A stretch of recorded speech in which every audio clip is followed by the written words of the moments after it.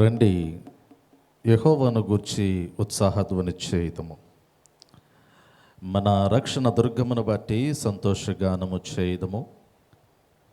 కృతజ్ఞతాస్తుతులతో ఆయన సన్నిధికి వచ్చేదము. కీర్తనలు పాడొచ్చు, ఆయన పేరిట సంతోషగానము చేయుదము. ఆయన మన దేవుడు, మనము ఆయన పాలించు ప్రజలము, ఆయన మేపు గొర్రెలము. రండి, నమస్కారము చేసి సాగిలపడదము. మనల్ని సృజించిన యెహోవా సన్నిధిని మోకరించుదాము. ప్రార్థన చేసుకుందాం. అందరూ తలలు వచ్చినట్లయితే దేవుడు మన యొక్క ఆత్మీయ జీవితంలో చేసి ఉన్నటువంటి మేలులు జ్ఞాపకం చేసుకుంటూ దేవుని యొక్క మహోన్నతమైనటువంటి నామమునకు కృతజ్ఞతాస్తుతులు చెల్లిస్తూ ఈ పరిశుద్ధ దినమందు యొక్క ఆరాధన మనము ప్రారంభించుకుందాం. ప్రార్థన చేసుకుందాం. మమ్మలను మిక్కిలిగా ప్రేమిస్తున్నటువంటి మా ప్రియ పరలోకపు తండ్రి, మీ ఘనమైన పరిశుద్ధమైన నామమునకు స్తుతులు చెల్లిస్తూ మీ మహా ఉన్నతమైనటువంటి కృపలో, మీ ప్రేమలోనైనా మీ బిడలమైనటువంటి మమ్మల్ని అందరినీ కూడా గడిచిన దినములలో సజీవుల లెక్కలో కాచి కాపాడి సంరక్షించి మరొక శ్రేష్టమైనటువంటి పునరుద్ధాన దిన ఆరాధనలోనికి నాయన మీరు మమ్మలను నడిపించిన విధానమును బట్టి మిమ్మల్ని స్తుతిస్తూ ఉన్నాను. మీ నామమునకు మహిమ తెచ్చుకున్నటకు, మా ద్వారా మీ నామము గణపరచబడటానికి నాయన నీ బిడలైనటువంటి మమ్మలను మీరు ఏర్పాటు చేసుకున్నారు. అందును బట్టి మిమ్మల్ని స్తుతిస్తూ ఉన్నాను. ఈ దినమును చూడలేనటువంటి వారు ఎంతోమంది ఉన్నారు ప్రభా. ఈ దినమందునైనా నీ సన్నిధిలోనికి ప్రవేశించలేనటువంటి వారు, లోక సంబంధమైనటువంటి జీవితానికి అనుకూలమైనటువంటి మార్గంలో నడుస్తున్నటువంటి వారు ఎంతోమంది ఉన్నారు. కానీ నీ బిడలైనటువంటి వారిని ప్రభా మీరు ఎంతగానో ప్రేమించి మీరు ఏర్పాటు చేసుకొని వారు మీ సన్నిధిలో సజీవులుగానైనా మిమ్మల్ని స్తుతించి ఆరాధించుకునేటువంటి భాగ్యమును మీరు వారికి అనుగ్రహిస్తూ మీ సన్నిధిలోనికి పిలుచుకుంటున్న విధానమును బట్టి మిమ్మల్ని స్తుతిస్తూ ఉన్నాం ప్రభా. ఈ పరిశుద్ధ దినమందు యావత్ ప్రపంచంలోనైనా సంఘములలో జరుగుతున్నటువంటి ఆరాధనలో ప్రభా మీరు తోడుగా ఉండండి. ప్రతి ఒక్క ఆరాధననైనా మీకు మహిమకరమైనటువంటి రీతిలో జరిగించబడటానికి నాయన మీ పరిశుద్ధాత్మని యొక్క ప్రసన్నతను మెండుగా మీరు అనుగ్రహించమని వేడుకొనొచ్చు ఉన్నా. నీ బిడలైనటువంటి వారందరూ కూడా ఆత్మతోనూ సత్యముతోనూ మిమ్మల్ని ఆరాధించినట్లునైనా నీ మందిరావరణములోనికి ప్రవేశించే భాగ్యాన్ని మీరు అనుగ్రహించండి. ప్రాముఖ్యంగా ఈ పరిశుద్ధ దినమందు మా యొక్క సంఘములోనైనా జరుగుతున్నటువంటి ఆరాధనలో కూడా మీ సన్నిధిని, మీ పరిశుద్ధాత్మ యొక్క ప్రసన్నతను మాకు అనుగ్రహిస్తున్నాయన పాటల ద్వారా నీ నామానికి మహిమ తెచ్చుకోమని వేడుకొనొచ్చు ఉన్నారు. శ్రేష్టమైనటువంటి జీవపు స్వరాన్ని మెండుగా మీరు అనుగ్రహిస్తూ ప్రభా నీ బిడల యొక్క హృదయాలను, జీవితాలను ప్రభా ఆత్మీయంగా బలపరచమని వేడుకొనొచ్చు ఉన్నా. మీ సన్నిధిలోనికి వచ్చినటువంటి వారిని దీవిస్తూ ఇంకా రావలసినటువంటి వారిని త్వరగా మీ మందిరంలోనికి నడిపిస్తూ ఆరాధన అంతట్లో మా ద్వారా మీరే నీ నామానికి మహిమ తెచ్చుకోమని యేసు క్రీస్తు నామములో అడిగి వేడుకొనుచున్నాము తండ్రి, ఆమేన్. నేటి పరిశుద్ధ దిన ఆరాధనకై ఏర్పాటు చేయబడి ఉన్న దేవుని యొక్క లేఖన భాగాన్ని చదువుకుందాం. నేటి పరిశుద్ధ దిన ఆరాధనకై ఏర్పాటు చేయబడి ఉన్న దేవుని యొక్క వాక్య భాగము అపోస్తలుడైనటువంటి పౌలు భక్తుడు కొరింథీ సంఘానికి వ్రాసిన 2వ పత్రిక 12వ అధ్యాయము 7వ వచనము నుండి 10వ వచనం వరకుల లేఖన భాగాన్ని చదువుకుందాం. అపోస్తలుడైనటువంటి పౌలు భక్తుడు కొరింథీ సంఘానికి వ్రాసినటువంటి 2వ పత్రిక 12వ అధ్యాయము 7వ వచనము నుండి 10వ వచనం వరకుల లేఖన భాగాన్ని మన మధ్యలో ఉన్నటువంటి శ్రీమతి సహోదరి హెప్సిబా గారు ముందుకు వచ్చి దేవుని యొక్క వాక్య భాగమును చదివి వినిపించవలసిందిగా ఆహ్వానిస్తూ ఉన్నాను. ఈ పరిశుద్ధ దినమునకై దేవుడు ఏర్పాటు చేయబడిన వాక్య భాగము 2 కొరింథీయులకు రాసిన పత్రిక 12వ అధ్యాయము 7వ వచనం నుంచి 10వ వచనం వరకు చదువుకుందాం. నాకు కలిగిన ప్రత్యక్షతలు బహు విశేషముగా ఉన్నందున నేను అత్యధికముగా హెచ్చిపోకుండా నిమిత్తము నాకు శరీరంలో ఒక ముళ్ళు, నేను అత్యధికముగా హెచ్చిపోకుండా నిమిత్తము నన్ను నలగొట్టుటకు సాతాను యొక్క దూతగా ఉంచబడెను. అది నా యొద్ద నుండి తొలగిపోవాలని దాని విషయమై ముమ్మారు ప్రభువును వేడుకొంటిని. అందుకు నా కృప నీకు చాలును, బలహీనత యందు నా శక్తి పరిపూర్ణమవుతున్నదని ఆయన నాతో చెప్పెను. కాగా క్రీస్తు శక్తి నా మీద నిలిచియుండు నిమిత్తము విశేషముగా నా బలహీనతల యందే బహు సంతోషముగా పడుదును. నేనెప్పుడు బలహీనుడను అప్పుడే బలవంతుడను. కనుక క్రీస్తు నిమిత్తము నాకు కలిగిన బలహీనతలలోను, నిందలలోను, ఇబ్బందులలోను, హింసలలోను, ఉపద్రవములలోను నేను సంతోషించుచున్నాను. దేవుడు తన పరిశుద్ధ వాక్యం దీవించునుగాక. ఆమేన్. దేవుని యొక్క లేఖన భాగాన్ని చదివి వినిపించిన శ్రీమతి సహోదరి హెప్సిబా గారికి వందనాలు తెలియపరుస్తూ ఉన్నాను. ఈ సమయంలో సంఘమంతి కూడా లేచి నిలబడి ఉండగా నేటి పరిశుద్ధ దినారాధనకై ఏర్పాటు చేయబడి ఉన్న ఉత్తర ప్రత్యుత్తర పాఠ్యభాగాన్ని చదువుకుందాం. నేటి పరిశుద్ధ దినారాధనకై ఏర్పాటు చేయబడి ఉన్న ఉత్తర ప్రత్యుత్తర పాఠ్యభాగము కీర్తనల గ్రంథం నుంచి కోరాహు కుమారులు రచించినటువంటి 48వ సంకీర్తన ఉత్తర ప్రత్యుత్తర రీతిగా చదువుకుందాం. కోరాహు కుమారులు రచించిన 48వ సంకీర్తన ఉత్తర ప్రత్యుత్తర రీతిగా చదువుకుందాం. మన మధ్యలో ఉన్నటువంటి సహోదరులు అత్యాల వందన కుమార్ గారు ముందుకు వచ్చి ఉత్తర ప్రత్యుత్తర భాగంలో నడిపించవలసిందిగా ఆహ్వానిస్తూ ఉన్నాను. కోరాహు కుమారులు రచించినటువంటి 48వ సంకీర్తన ఉత్తర ప్రత్యుత్తర రీతిగా మనమందరం కూడా చదువుకుందాం.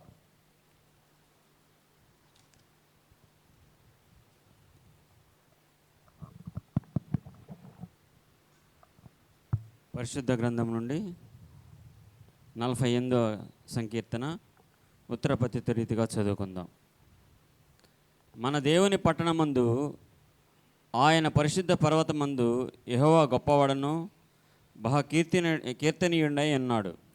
ఉత్తర దిక్కున మహారాజు పట్టణమైన సియోను పర్వతము రమ్యమైన ఎత్తుగల చోట నుంచబడి సర్వభూమికి సంతోషకరముగానున్నది. దాని నగరాలలో దేవుడు ఆశ్రయంగా ప్రత్యక్షమగుచున్నాడు. రాజులు కూడిరి, వారు ఏకముగా కూడి వచ్చిరి. వారు దాన్ని చూచిన వెంటనే ఆశ్చర్యపడిరి, భ్రమపడి త్వరగా వెళ్ళిపోయిరి. వారు అచ్చట నుండగా వణుకును, ప్రసవించు స్త్రీ వేదనయు వారిని పట్టెను. తూర్పు గాలిని లేపి తర్షీషు ఓడలను నీవు పగలగొట్టుచున్నావు. సైన్యములకు అధిపతి యెహోవా పట్టణం నందు, మన దేవుడు పట్టణం నందు మనము విన్నట్టుగానే జరుగుట మనము చూచి ఉన్నాం. దేవుడు నిత్యముగా దాన్ని స్థిరపరిచి ఉన్నాడు. దేవా, మేము నీ ఆలయమునందు నీ కృపను ధ్యానించితిమి. నీ నామం ఎంతో గొప్పది, నీ కీర్తియు భూదిగంతముల వరకు అంత గొప్పది. నీ కుడి చెయ్యి నీతితో నిండి ఉన్నది. నీ న్యాయ విధులను బట్టి సీయోను పర్వతము సంతోషించునుగాక, యోధా కుమార్తెలు ఆనందించుదురుగాక. ముందు రాబో తరములకు దాని వివరము మీరు చెప్పినట్లు సియోను చుట్టూ తిరుగుచు దాని చుట్టూ సంచరించుడి. దాని బురుజులను లెక్కించుడి, దాని ప్రాకారములను నిదానించి చూడుడి, దాని నగరాలలో సంచరించి వాటిని చూడుడి. ఈ దేవుడు సదాకాలం మనకు దేవుడై ఉన్నాడు, మరణం వరకు ఆయన మనల్ని నడిపించును. మనమందరము కూడా ఆ రీతిలోనే నిలువబడి ప్రభువును స్తుతిద్దాం, ఆరాధించుకుందాం. మనం ఆరాధించేటువంటి ప్రభువారు ఆత్మస్వరూపులై ఉన్నారు కాబట్టి ఆయన ఆరాధించు వారందరూ కూడా ఆత్మతో సత్యముతో ఆరాధించాలని ప్రభువారు సెలవిచ్చిన రీతిలో ఆంధ్ర క్రైస్తవ కీర్తనల పుస్తకంలో నుంచి 669 నెంబర్ పాట, నీ చేతితో నన్ను పట్టుకో, నీ ఆత్మతో నన్ను నడుపనేటువంటి పాట పాడుతూ ప్రభువును స్తుతించుకుందాం. ఆంధ్ర క్రైస్తవ కీర్తనల పుస్తకంలో 669 నెంబర్ పాట, నీ చేతితో నన్ను పట్టుకో. సంఘములో ఉన్నటువంటి వారందరూ కూడా క్వైర్ వారిని అనుసరించండి, ప్రభువును స్తుతించండి. మన దేవుడు ఎంతో గొప్పవాడు, ఆయన నిత్యము మనల్ని బలపరుచున్నటువంటి వాడు. ఆయన కృపలో మన యొక్క జీవితాలు ముందుకు కొనసాగించబడుతున్నటువంటి సమయంలో మనం ప్రభువుని ఆత్మతో ఆరాధిద్దాం, సత్యముతో ఆరాధిద్దాం. చప్పట్లు కొట్టొచ్చు, గంభీరమైనటువంటి స్వరములతో ప్రతి దేవుని సన్నిధిలో ఉన్న ప్రతి ఒక్కరూ కూడా దేవుని నామానికి నీ చేతితో నన్ను పట్టుకో.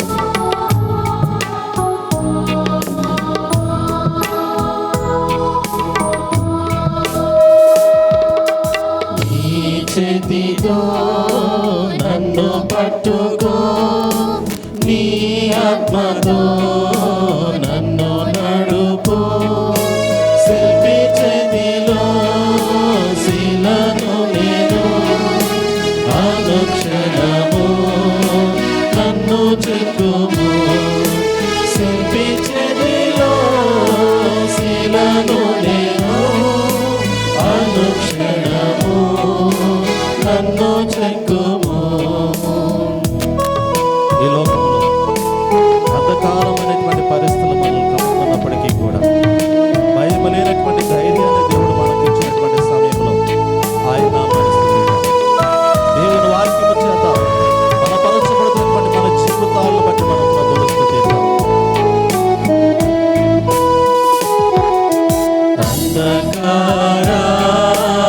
అంధకారలోయలోన సంచరించిన భయము లేదు, నీ వాక్యం శక్తి గలది.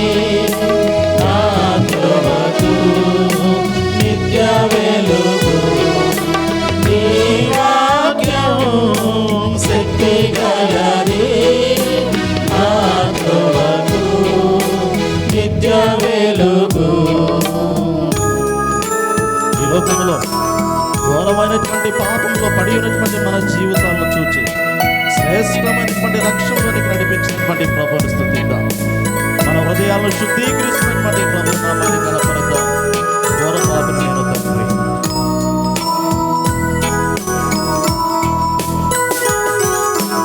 ఘోర పాపిని నేను తండ్రి, అపయోగిలో పడి ఉంటిని. లేవనెత్తుము, శుద్ధి చేయుము, పొందనీను నీదు ప్రేమను. లేవనెత్తుము, శుద్ధి చేయుము, పొందనీను నీదు ప్రేమను. ఈ లోకంలో రాజుగా పరిపాలించినటువంటి ప్రభువుని స్తుతిద్దాం. మన హృదయంలో పరిశుద్ధ ఆత్మ చేత ఏలుతున్నటువంటి ప్రభువుని స్తుతిద్దాం. ఆయన ఆత్మ కుమ్మక్కను కోరుకుందాం. ఆత్మ చేత బలపరచబడదాం. ప్రభువుని స్తుతిద్దాం.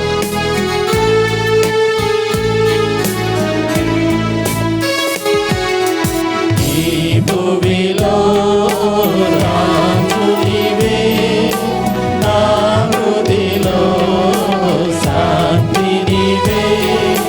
కుమ్మరించుము నీదు ఆత్మను, జీవితాంతము సేవ చేసేదను.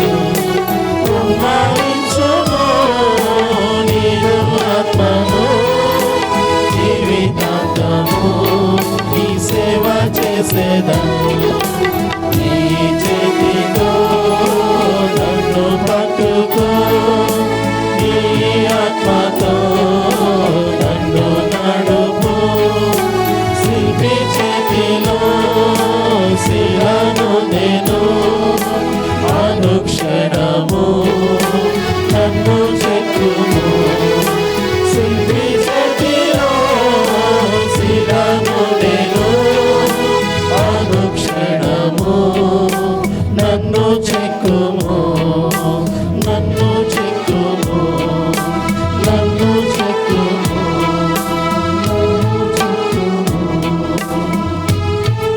నా ప్రియ సహోదరి సహోదరులారా, దేవుని సన్నిధిలో నిలిచి దేవుని ఆరాధిస్తున్నటువంటి నా ప్రియ దేవుని బిడలారా, మహోన్నతుడైనటువంటి ప్రభువు, సర్వోన్నతుడైనటువంటి ప్రభువు, సర్వాధికారి అయినటువంటి ఆ ప్రభువు మనతో మాట్లాడబోతున్నటువంటి సమయంలో తన యొక్క శ్రేష్టమైనటువంటి జీవపు స్వరాన్ని మనకు వినిపించబోతున్నటువంటి తరుణంలో ఒకసారి మనల్ని మనం పరిశీలన చేసుకుందాం.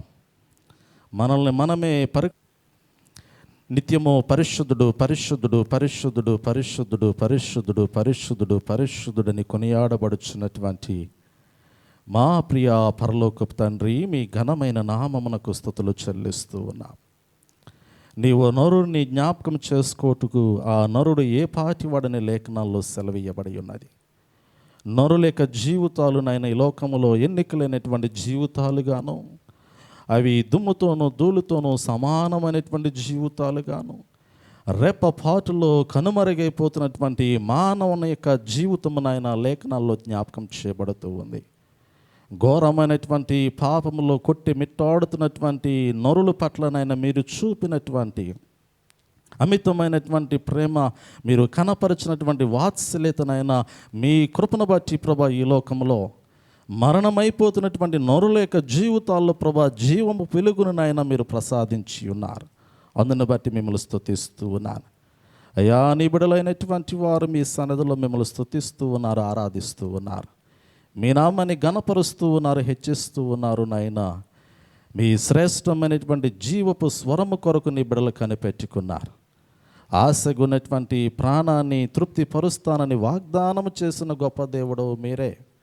నీ సన్నిధిలో నాయన నీ బిడ్డల యొక్క హృదయాలు శ్రేష్టమైనటువంటి జీవాహారము కొరకు పరితపిస్తున్నటువంటి తరుణంలో శ్రేష్టమైనటువంటి జీవపు వాక్యమును మెండుగా అనుగ్రహించమని వేడుకొనొచ్చు ఉన్నాను.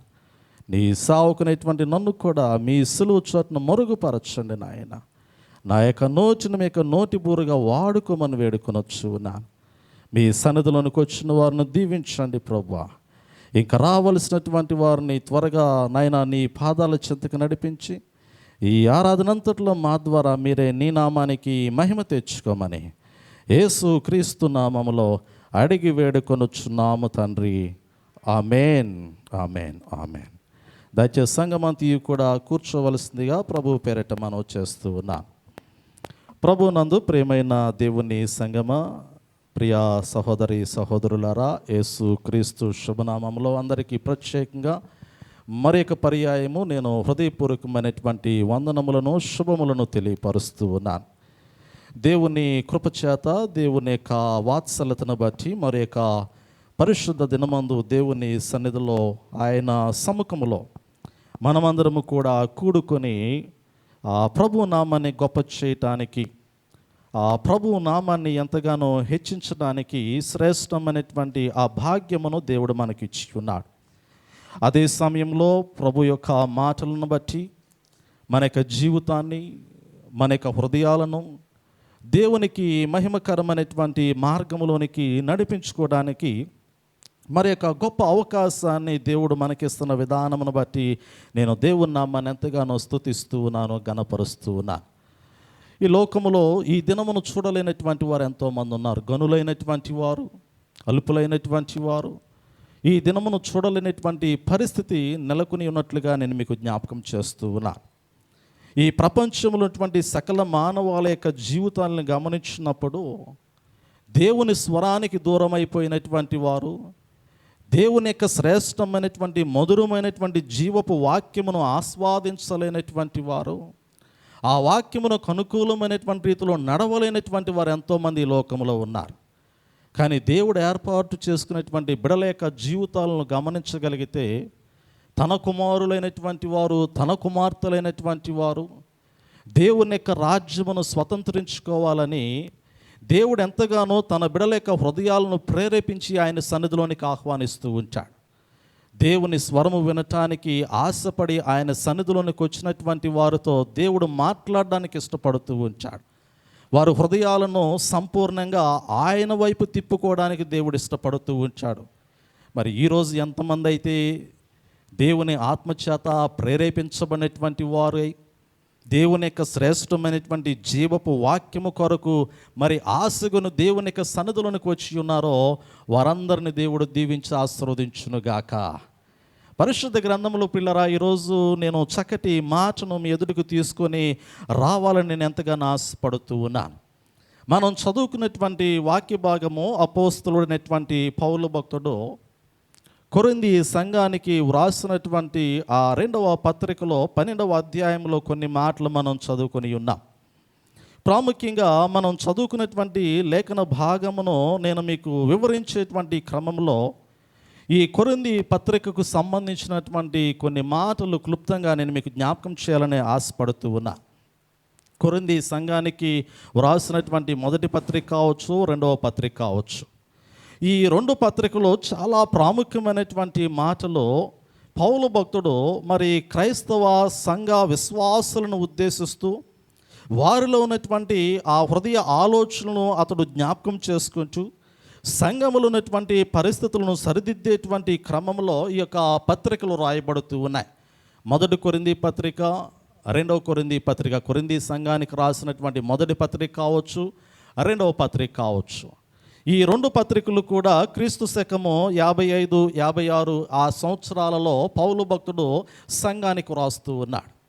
మాసిదోనియా పట్టణంలో నుండి ఈ పత్రికలను కొరింథీ సంఘానికి పౌలు భక్తుడు రాస్తూ ఉన్నాడు. ఆనాటి దినాలలో సువార్త పరిచర్యలో ముందుకు కొనసాగుతూ ఉన్నటువంటి క్రమంలో పిల్లరా రెండవ మిషనరీ ప్రయాణంలో రాయబడినటువంటి పత్రికలుగా ఈ యొక్క కొరింథీ సంఘానికి రాసినటువంటి పత్రికలు మనం గమనించగలుగుతూ ఉంటాం. రెండవ మిషనరీ ప్రయాణంలో మొదటి పత్రిక రాయబడింది. మూడవ మిషనరీ ప్రయాణంలో రెండవ పత్రిక రాయబడింది. మొదటి పత్రిక ఏమో రెండవ మిషనరీ ప్రయాణంలో రాయబడింది. రెండవ పత్రిక వచ్చేటప్పటికేమో మూడవ మిషనరీ ప్రయాణంలో రాయబడినట్లుగా నేను మీకు జ్ఞాపకం చేస్తూ ఉన్నా. మాసిదోనియా పట్టణంలోనికి వెళ్ళి దేవుని యొక్క సువార్తను ప్రకటిస్తూ ఉన్నటువంటి క్రమంలో కొరింథీ సంఘములో ఉన్నటువంటి క్రైస్తవుల యొక్క జీవితాలను బట్టి పౌలు భక్తుడు ఆలోచన కలిగి ఉన్నాడు. యేసు ప్రభువారిని నమ్మినటువంటి వారు, యేసు ప్రభువారి పట్ల ఒక రకమైనటువంటి భక్తి భావము కలిగినటువంటి వారు ప్రభు కొరకు జీవించాలి, ప్రభువులో జీవించాలి, ప్రభువుతో జీవించాలి అనేటువంటి ఆశతో ముందుకు వచ్చినటువంటి ఆ క్రైస్తవ విశ్వాసుల యొక్క జీవితాలను ఈ పత్రికలో జ్ఞాపకం చేస్తూ ఉన్నాడు. రక్షించబడినటువంటి క్రైస్తవుని యొక్క ఆలోచన ఎలాంటిదంటే నేను ప్రభువుతో జీవించాలి, నేను ప్రభువులో జీవించాలి, నేను ప్రభువు కొరకు జీవించాలి. మూడు ప్రాముఖ్యమైనటువంటి మాటలు రక్షించబడినటువంటి క్రైస్తవుని యొక్క హృదయంలో ఉండేటువంటి ఆలోచన ఎలా ఉంటుందంటే నేను ప్రభువుతో జీవించాలి. నేను ఎవరితో జీవించాలి అంటే కుటుంబ జీవితంలో మనం గమనించగలిగితే భార్య భర్తతో జీవించడానికి ఇష్టపడుతూ ఉంటుంది, అవునా కాదా? వివాహ వ్యవస్థలో మనం గమనించగలిగితే భార్యాభర్తల బంధాన్ని మనం గమనించగలిగితే భార్య భర్త కొరకు, భర్త భార్య కొరకు ఇరువురు కూడా ఏక శరీరమై ఉండునట్లు ఒకరిని ఒకరు అర్థము చేసుకుంటూ వారి యొక్క జీవితాన్ని ముందుకు కొనసాగించడానికి ఇష్టపడుతూ ఉంటారు. మన రక్షకుడు, మన విమోచకుడైనటువంటి ప్రభువారు ఆయన వరుడుగా మన మధ్యలో సంచరించినటువంటి దినాలను బట్టి రక్షించబడినటువంటి క్రైస్తవ సంఘము వధువుగా పిలువబడుతున్నటువంటి విధానమును బట్టి క్రీస్తు రక్తములో కడగబడినటువంటి ప్రతి క్రైస్తవుడు కూడా వరుణ్ణి ఎదుర్కోవడానికి అనగా ప్రభువుని ఎదుర్కోవడానికి అతడు ఎలాంటి ఆలోచనతో జీవించాలి అంటే నేను ప్రభువుతో జీవించాలి, నేను ప్రభువులో జీవించాలి, నేను ప్రభువు కొరకు జీవించాలి అనేటువంటి ఆలోచనతో ప్రతి క్రైస్తవుడు కూడా, ప్రతి క్రైస్తవురాలు కూడా, ప్రతి విశ్వాసి కూడా వారి యొక్క ఆత్మీయ జీవితాన్ని కొనసాగించుకోవలసినటువంటి ఆవశ్యకత ఉన్నట్లుగా నేను ఈ యొక్క ఇంట్రడక్షన్ వర్డ్స్లోని మీకు జ్ఞాపకం చేస్తూ నన్ను ఈ యొక్క పత్రికలో ఉన్నటువంటి మూలమైనటువంటి సారాంశంలో ఉన్నటువంటి సందేశాన్ని జ్ఞాపకం చేస్తూ ఉన్నా. కొరింథీ సంఘము ప్రియులారా అన్ని రీతుల్లో అభివృద్ధి చెందినటువంటి సంఘము, భౌతికంగానో ఆత్మీయంగానో ఆర్థికంగానో ఏ కోణములో మనం గమనించినా కానీ కొరింథీ సంఘము సాంఘిక, సామాజిక, ఆర్థిక స్థితిగతులను మనం గమనించగలిగితే అన్ని పరిస్థితుల్లో కూడా అభివృద్ధి చెందినటువంటి సంఘము, మరి ఎదిగినటువంటి సంఘము, వర్ధిల్లినటువంటి సంఘము. వ్యాపార రంగంలో గమనించినా కానీ, లేదా దేవుణ్ణి వెంబడించేటువంటి క్రమంలో గమనించినా కానీ, లేదా వారి యొక్క ఆత్మీయ జీవితంలో దాతృత్వం అనేటువంటి గుణమునకు సంబంధించినా కానీ ఈ కొరింథీ సంఘంలో అన్ని రకాల మనస్తత్వాలు కలిగినటువంటి ప్రజలు ఉన్నటువంటి సంఘం ప్రియులారా. అంటే ఒక మాటలో గమనించగలిగితే ఆరాధన జరుగుతూ ఉన్నటువంటి సమయంలో అనేక మంది మందిరంలో ఉంచారు, కానీ అందరూ మనసులు ఒకేలాగా లేవు, కానీ అనేకమైనటువంటి భిన్నాభిప్రాయములు కలిగినటువంటి మనసులతో కూడుకున్నటువంటి సంఘము కొరింథీ సంఘము కదా. నేటి దినాల్లో మన సంఘాలు ఎలా ఉంటాయంటే భిన్నాభిప్రాయాలతో, భిన్న ఆలోచనలతో కూడినటువంటి మనుషులు ఎలా ఉంటారో ఆనాటి దినాల్లో కూడా కొరింథీ సంఘంలో అటువంటి స్థితిగతులు కనపడుతూ ఉన్నాయి. పౌలు భక్తుడు సువార్తను ప్రకటించాడు సంఘానికి. చాలామంది రక్షించబడినటువంటి స్థితిలో ఉన్నారు. వారిలో కొందరు దేవునికి బహులోతుగా నడిపించబడ్డారు, బహు దగ్గరగా నడిపించబడ్డారు. మరికొందరు జీవితాలు గమనించినప్పుడు దేవునికి సమీపంగా ఉన్నట్లుగా కనపడ్డారు, కానీ వారు దేవునికి దూరమై లోకములో జీవించినటువంటి స్థితిగతులుగా కనపడుతూ ఉన్నారు. అటువంటి వారిని బట్టి పిల్లరా, ఈ పౌలు భక్తుడు కొంత ప్రత్యేకమైనటువంటి వివరణ ఈ కొరింథీ సంఘానికి ఇవ్వవలసినటువంటి ఆవశ్యకత కనపడుతూ ఉంది. నేను ఎందుకు ఈ మాట మీకు జ్ఞాపకం చేస్తూ ఉన్నాను అంటే, ఈ కొరింథీలకు రాసినటువంటి ఆ 2వ పత్రికలో మనం గమనించగలిగితే ఈ 12 అధ్యాయాలలో ఈ మొదటి కొన్ని అధ్యాయాలు మనం గమనించగలిగితే 1వ అధ్యాయం నుంచి 7వ అధ్యాయం వరకు పిల్లరా క్లుప్తంగా నేను మీకు జ్ఞాపకం చేస్తూ ఉన్నాను. గ్రంథ విభజనను మీకు తెలియపరుస్తూ నేను వాక్యంలోనికి వెళ్ళడానికి ఇష్టపడుతూ ఉన్నాను. ఈ 2వ కొరింథీ పత్రిక మరి 1వ అధ్యాయం నుంచి 7వ అధ్యాయం వరకు మనం గమనించగలిగితే పౌలు భక్తుని యొక్క పరిచర్య కొరకైనటువంటి ప్రణాళికలు మనకు కనపడుతూ ఉన్నాయి. ఏ విధమైనటువంటి పరిచర్యలు అంటే దేవుడు అప్పగించినటువంటి పరిచర్యను ఆత్మానుసారంగా మరి ఏ విధంగా సంఘములోనూ సమాజంలోనూ కొనసాగించవలసినటువంటి ఆవశ్యకత ఉంది, దానికి అనుకూలమైనటువంటి జీవితాన్ని ఏ రీతిలో మనము జీవించవలసిన వారమై ఉన్నాము, క్రీస్తును గూర్చినటువంటి జ్ఞానము యొక్క పరిధి ఎంతవరకు మన యొక్క జీవితంలో ఉంది, మనము కలిగినటువంటి జ్ఞానము దైవికమైనదా భూ సంబంధమైనదా అనేటువంటి మాటలు ఈ మొదటి 7 అధ్యాయాల్లో మనకు కనపడుతూ ఉంటాయి. మనం చదవగలిగినట్లయితే తర్వాత ఒక్కసారి మీరు ఈ పత్రికను చదవడానికి ప్రయత్నం చేయండి మీ యొక్క గృహాల్లో ఉన్నప్పుడు పిల్లారా. రెండోది నేను మీకు జ్ఞాపకం చేస్తూ ఉన్నాను, 8వ అధ్యాయం నుండి 10వ అధ్యాయం వరకు మనం గమనించగలిగితే 2వ కొరింథీ పత్రిక 8వ అధ్యాయం నుండి 10వ అధ్యాయం వరకు మనం గమనించగలిగితే పరిశుద్ధుల యొక్క పరిచర్య నిమిత్తమై పోగు చేయబడుతున్నటువంటి దాతృత్వానికి సంబంధించినటువంటి చందా విషయాన్ని మనకు జ్ఞాపకం చేయబడుతూ ఉంది. సంఘము మొదటి 7 అధ్యాయాల్లో అన్ని విషయాల్లో అభివృద్ధి చెందింది. 8వ అధ్యాయంలోనికి వచ్చిన తర్వాత పౌలు భక్తుడు మరొక మాటను సంఘానికి జ్ఞాపకం చేస్తూ ఉన్నాడు. దేవుని యొక్క కృపచేత మీరు దీవించబడ్డారు, దేవుని యొక్క కృపచేత మీరు ఆశీర్వాదాలు పొందుకుంటూ ఉన్నారు, దేవుని యొక్క కృపచేత మీరు అంచెలంచెలుగా ఎదుగుతూ ఉన్నారు, అభివృద్ధి చెందుతూ ఉన్నారు, అనేక మందికి మాదిరికరంగా మీరు కనపడుతూ ఉన్నారు. అయితే మరొక కోణము కూడా కనపడుతూ ఉంది మీరు జీవించవలసినది. అదేమిటంటే యెరూషలేము పట్టణంలో ఇతర ప్రాంతాల్లో దేవుని యొక్క సేవ అమితంగా జరిగించబడటానికి అవసరమైనటువంటి సహాయము సహకారము కూడా సంఘము అందించడానికి ముందుకు రావాలి అనేటువంటి ఒక మాటను పౌలు భక్తుడు 8వ అధ్యాయంలో జ్ఞాపకం చేస్తూ ఉన్నాడు. దాతృత్వం అనేటువంటి మనసును గురించి మాట్లాడుతూ ఉన్నాడు. నేటి దినాల్లో పిల్లరా ఎదుగుతున్నటువంటి క్రమంలో దాతృత్వం అనేటువంటి స్వభావము తగ్గిపోతూ ఉంటుంది. మనందరికీ తెలుసు కదా, కష్టార్జితం విషయంలో మనం గమనించగలిగితే ప్రారంభంలో ఒక 1000 రూపాయలు కష్టార్జితం ఉందనుకోండి, 1000 రూపాయల్లో ఒక 100 రూపాయలు దశంభాగ్యం ఇవ్వటానికి ముందుకు రాగలుగుతాం, అవునా కాదా? 1000 రూపాయల్లో 100 రూపాయలు దశంభాగ్యం ఇవ్వటానికి ముందుకు రాగలుగుతూ వచ్చాం. దేవుడు ఆశీర్వదించిన తర్వాత 1000 రూపాయలు కాస్త ఆదాయం 10,000కి వచ్చిందనుకోండి, 10,000 రూపాయల్లో ఒక 1000 రూపాయలు దశమ భాగం ఇవ్వటానికి మనము ముందుకు రాగలుగుతూ ఉంటాం. అంతవరకు మనకు మనసు ఉంటుంది. ఆ తర్వాత మనం గమనించామనుకోండి, మనకి జీతం ఒక 50,000కి వెళ్ళిపోయింది అనుకోండి, లేదంటే మనము అభివృద్ధి చెందాం, మన కష్టార్జితము నెలకు ఒక 50,000 రూపాయలు, అది ఏ రీతిలోనైనా మనం సంపాదించుకుంటూ ఉన్నాం అనుకోండి, 50,000 రూపాయల దశంభాగము 5,000 రూపాయలు. 10,000 రూపాయల్లో ఒక 1,000 రూపాయలు ఇవ్వటానికి మనసు రాగలిగినది, కానీ ఒక 50,000 వచ్చిన తర్వాత లేదా అంతకన్నా ఎక్కువ వచ్చిన తర్వాత ఆ యొక్క కష్టార్జితములో నుంచి దాతృత్వం అనేటువంటి హృదయం కలిగినటువంటి వారమై దేవునికి పరిచర్యకు అభివృద్ధి కొరకు ఇవ్వటానికి ఎంతవరకు ముందుకు రాగలుగుతున్నాము అనేటువంటిది ఆనాడు పౌలు భక్తుడు కొరింథీ సంఘం ఎదుటకు తీసుకొచ్చినటువంటి ప్రాముఖ్యమైనటువంటి ప్రశ్న. మీరు ఎదుగుతూ ఉన్నారనే విషయాలలో, కానీ దేవునికి ఇచ్చేటువంటి విషయంలో మాత్రము ఎదగలేనటువంటి స్థితిలో కనపడుతూ ఉన్నారు. దాతృత్వం అనేటువంటి మనస్సు లేనటువంటి స్థితిలో కనపడుతూ ఉన్నారు.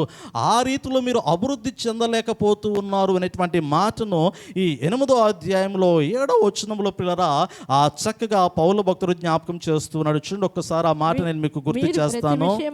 మీరు ప్రతి విషయంలో అనగా విశ్వాసమందును ఉపదేశమందును జ్ఞానమందును యందును సమస్త జాగ్రత్త యందును మీకు మా ఎడలనున్న ప్రేమ మీకు యందును మా ఎడలనున్న ప్రేమ యందును ఎలాగూ అభివృద్ధి ఎలాగూ పొందుచున్నారో అభివృద్ధి పొందుచున్నారో అలాగే మీరు ఈ కృప యందు కూడా అభివృద్ధి పొందినట్లు చూచుకున్నది. పిల్లల అక్కడ జ్ఞాపకం చేస్తూ ఉన్నాడు. అంటే మాసిదోనియా సంఘమును గురించి తెలియపరుస్తూ 8వ అధ్యాయం ప్రారంభ వచనంలో, సహోదరులారా, మాసిదోనియా సంఘములకు అనుగ్రహింపబడి ఉన్న దేవుని కృపను గురించి మీకు తెలియజేయుచున్నాము.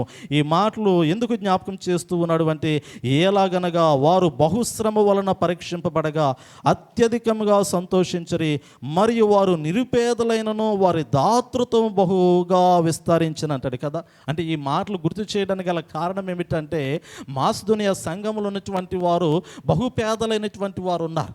కానీ దేవుడు వారికి ఇచ్చినటువంటి గుణం ఏమిటంటే, అంటే వారు కలిగి ఉన్నటువంటి గుణం ఏమిటంటే, వారు పేదవారైనప్పటికీ కూడా దాతృత్వం అనేటువంటి గుణాన్ని వారు కలిగి ఉన్నట్లుగా జ్ఞాపకం చేయబడుతూ ఉంది.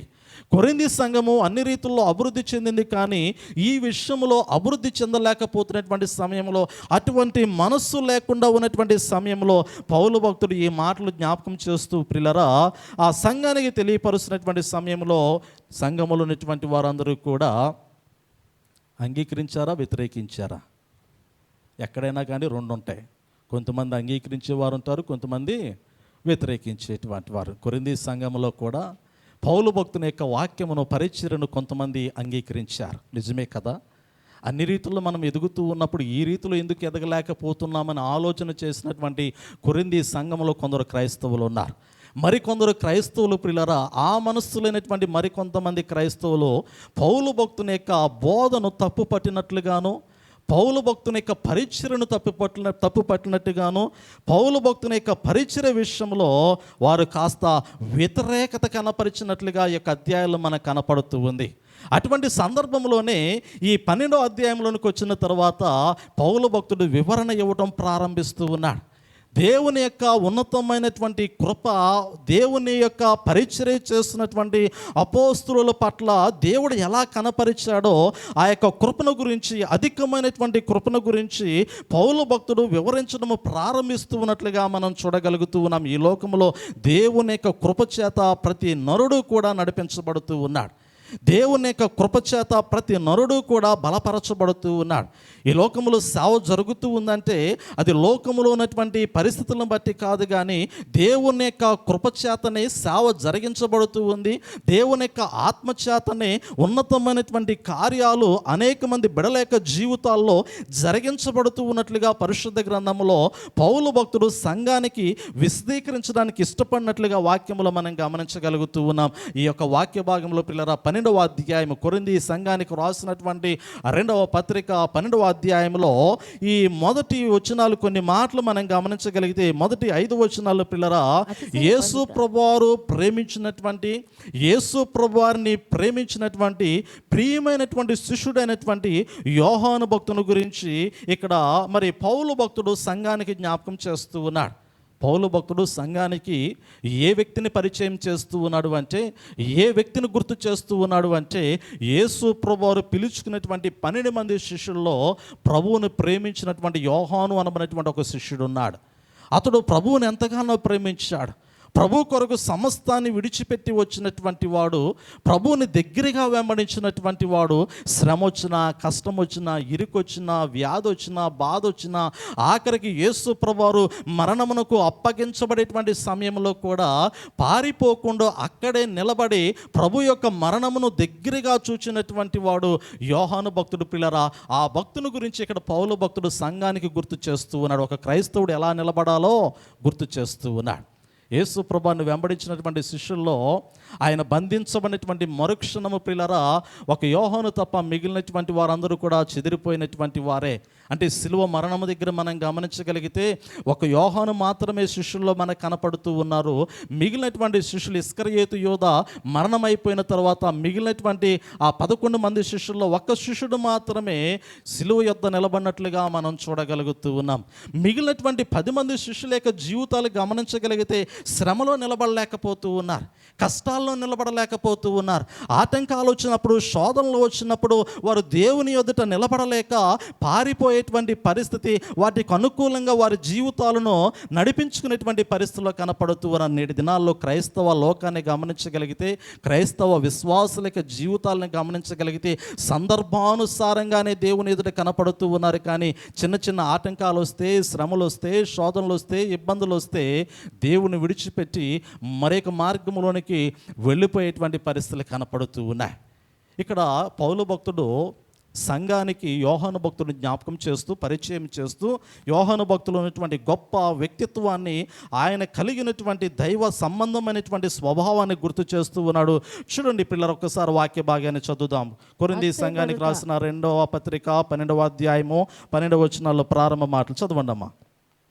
అతిశయమును గురించి మాట్లాడుతూ, అతిశయ పడుట నాకు తగదు గాని అతిశయ పడవలసి వచ్చినది ప్రభువు దర్శనములను గూర్చి ప్రత్యక్షతలను గూర్చి చెప్పుదును. క్రీస్తునందున్న ఒక మనుషుని నేను ఎరుగుదును. అతడు 14 సంవత్సరముల క్రిందట 3వ ఆకాశమునకు కొనిపోబడెను. అతడు శరీరముతో కొనిపోబడెను నేను ఎరుగను. శరీరము లేక కొనిపోబడెను నేను ఎరుగను. అది దేవునికే తెలియను. అట్టి మనుషుని నేను ఎరుగుదును. అతడు పరదైసులోనికి కొనిపోబడి వచింప శక్యము కాని మాటలు వినెను. ఆ మాటలు మనుష్యుడు పలకకూడదు. అతడు శరీరముతో కొనిపోబడెను. శరీరము లేక కొనిపోబడెను నేను ఎరుగను. అది దేవునికే తెలియని పిల్లల పౌలు భక్తుడు కొరింథీ సంఘంలో ఉన్నటువంటి క్రైస్తవులందరికీ కూడా యోహాను భక్తుని యొక్క జీవితాన్ని గుర్తు చేస్తూ ఉన్నాడు. అతడు దేవునితో నడిచినటువంటి వాడు, దేవుని స్వరాన్ని విన్నటువంటి వాడు, దేవుని కొరకు నడిచినటువంటి వాడు, దేవుని కొరకు బ్రతికినటువంటి వాడు, దేవునిలో జీవించినటువంటి వాడు, దేవుణ్ణి కలిగి లోకంలో తన యొక్క జీవితాన్ని కొనసాగించుకున్నటువంటి వాడు. అటువంటి యోహాను భక్తునితో దేవుడు మాట్లాడడం ప్రారంభిస్తూ ఉన్నాడు. అటువంటి యోహాను భక్తునికి దేవుని యొక్క ప్రత్యక్షత దొరుకుతూ ఉంది.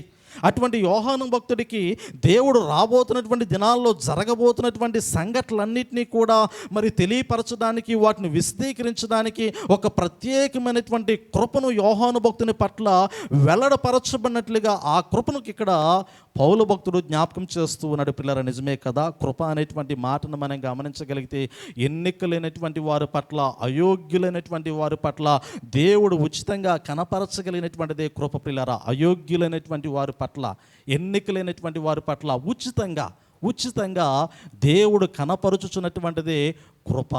డబ్బిచ్చి కొనుక్కునేటువంటిది కాదు, మన దగ్గర ఉన్నటువంటి హోదాను బట్టి వచ్చేటువంటిది కాదు, మనకున్నటువంటి కీర్తి ప్రతిష్టలను బట్టి మనకు కలిగేటువంటిది కాదు. అయోగ్యులైనటువంటి వారి పట్ల, ఎన్నికలైనటువంటి వారి పట్ల దేవుడు జాలి కనపరిచి, దేవుడు కరుణ కనపరిచి, కటాక్షమును అనుగ్రహించి కనపరిచినటువంటి కృప, అది ఉచితమైనటువంటి కృప. ఇక్కడ యోహాను భక్తుడు దేవుని కృపలో నడిపించబడ్డాడు అనేటువంటి మాట జ్ఞాపకం చేస్తూ ఉన్నాడు. ఆ ప్రత్యక్షత ఎందుకు దొరికిందంటే, ఆ ప్రత్యక్షత, దేవుని యొక్క ప్రత్యక్షతలో యోహాను భక్తుని యొక్క జీవితం ఉండడానికి గల కారణం ఏమిటంటే, దేవుడు తన పట్ల అధికమైనటువంటి కృపను వెల్లడపరిచి ఉన్నాడు అనేటువంటి మాటను ఇక్కడ గుర్తు చేస్తూ ఉన్నాడు. ఎందుకంటే యోహాను భక్తుడు పారిపోయినటువంటి స్వభావాన్ని కనపరచలేదు, వెనుదిరిగినటువంటి స్వభావాన్ని కనపరచలేదు, ఆయన ఎవరో తెలియనని బొంకినటువంటి స్వభావం కనపరచలేదు కదా. బొంకినటువంటి స్వభావం మనందరికీ తెలుసు. పేతురు భక్తుడు, నువ్వు మరణంలో ఉన్నా కానీ నీ కొరకు నేను ప్రాణం పెడతానని పలికినటువంటి భక్తుడు పేతురు భక్తుడే కదా. యేసు ప్రభువుని ఎంతో గొప్పగా ఆకాశానికి ఎత్తాడో, ఆయన బంధించబడినటువంటి సమయంలో ఒక్కసారిగా ఆయన ఎవరో తెలియదని బొంకి అక్కడి నుండి వెళ్ళిపోయినటువంటి వాడు పేతురు భక్తుడు. పిల్లరా, పేతురు భక్తుని యొక్క జీవితము గొప్పదే.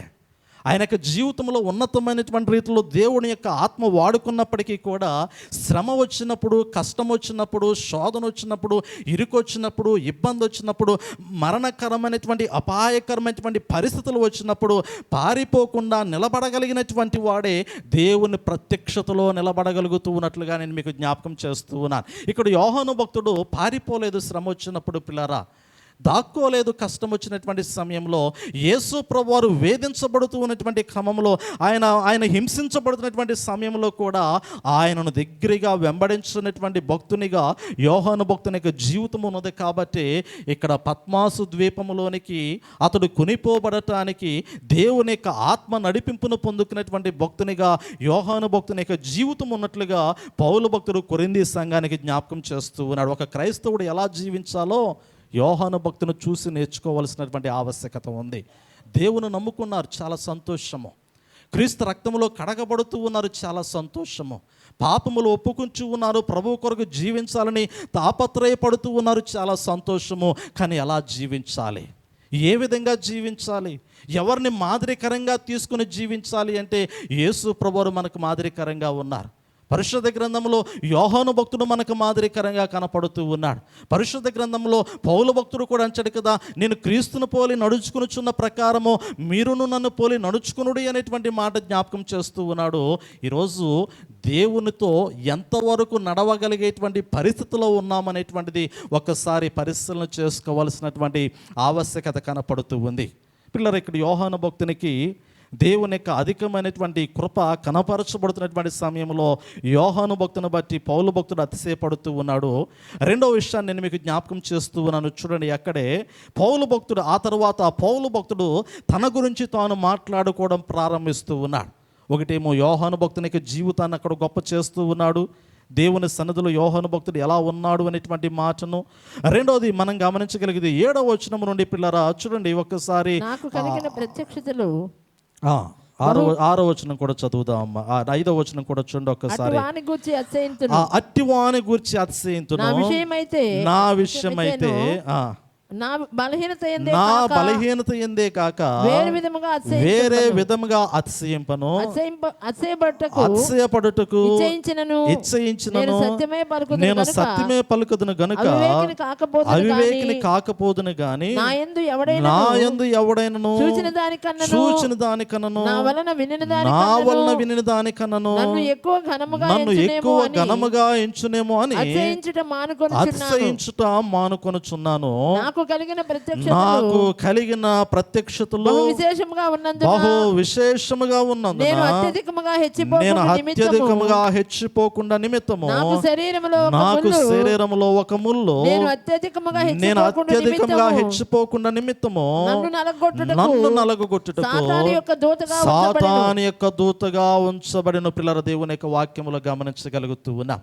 పౌలు భక్తుడు అన్యజనులకు అపోస్తులుగా ఉండటకు పిలువబడినటువంటి వాడు కదా. మిగిలినటువంటి శిష్యులు మనం గమనించగలిగితే యూదుల మధ్య ఇశ్రాయేల్ మధ్య దేవుని యొక్క పరిచర్ను కొనసాగించడానికి అపోస్తులుగా పిలువబడ్డారు. కానీ పౌలు భక్తుని యొక్క పిలుపు ప్రత్యేకమైనటువంటిది.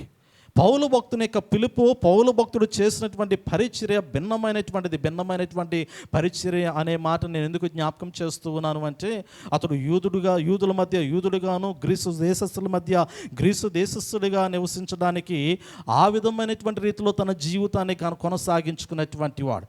ఏ మనుషుల మధ్యకైతే వెళుతూ ఉన్నాడో ఆ మనుషుల మధ్య అక్కడ ఆ రీతిలో పరిశుద్ధాత్మ దేవుడు పౌలు భక్తుడిని బహుబలంగా వాడుకున్నట్లుగా తాను సాక్ష్యం ఇచ్చినటువంటి సందర్భాలు మనకు కనపడుతూ ఉన్నాయి. రాజులు ఎదుట నిలబడినప్పుడు, అధికారులు ఎదుట నిలబడినప్పుడు, ప్రధానులు ఎదుట నిలబడినప్పుడు, సామాన్య ప్రజలు ఎదుట నిలబడినప్పుడు, ఏ ప్రజల మధ్య అయితే పౌలు భక్తుడు నిలబడుతూ ఉన్నాడో ఆ ప్రజల మధ్యలో ఆ ప్రజలకు అనుకూలమైనటువంటి రీతిలో వారు హృదయాలు కదిలించబడటానికి పౌలు భక్తుని పరిశుద్ధ ఆత్మదేవుడు బహుబలంగా వాడుకున్నట్లుగా ఈ యొక్క వాక్య భాగంలో పౌలు భక్తుడే సాక్ష్యం ఇస్తూ ఉన్నాడు. పిల్లరా, ఇప్పుడు అంటాడు కదా, యోహాను భక్తుని బట్టి నేను అతిశయిస్తూ ఉన్నాను, నేను చేస్తున్నటువంటి పరిచర్ను బట్టి నేను అతిశయించలేదు. కానీ నేను ఎక్కడ అతిశయిస్తూ ఉన్నాను అంటే నాకు అనుగ్రహించబడినటువంటి దేవుని కృప విషయమై నేను అతిశయిస్తూ ఉన్నాను.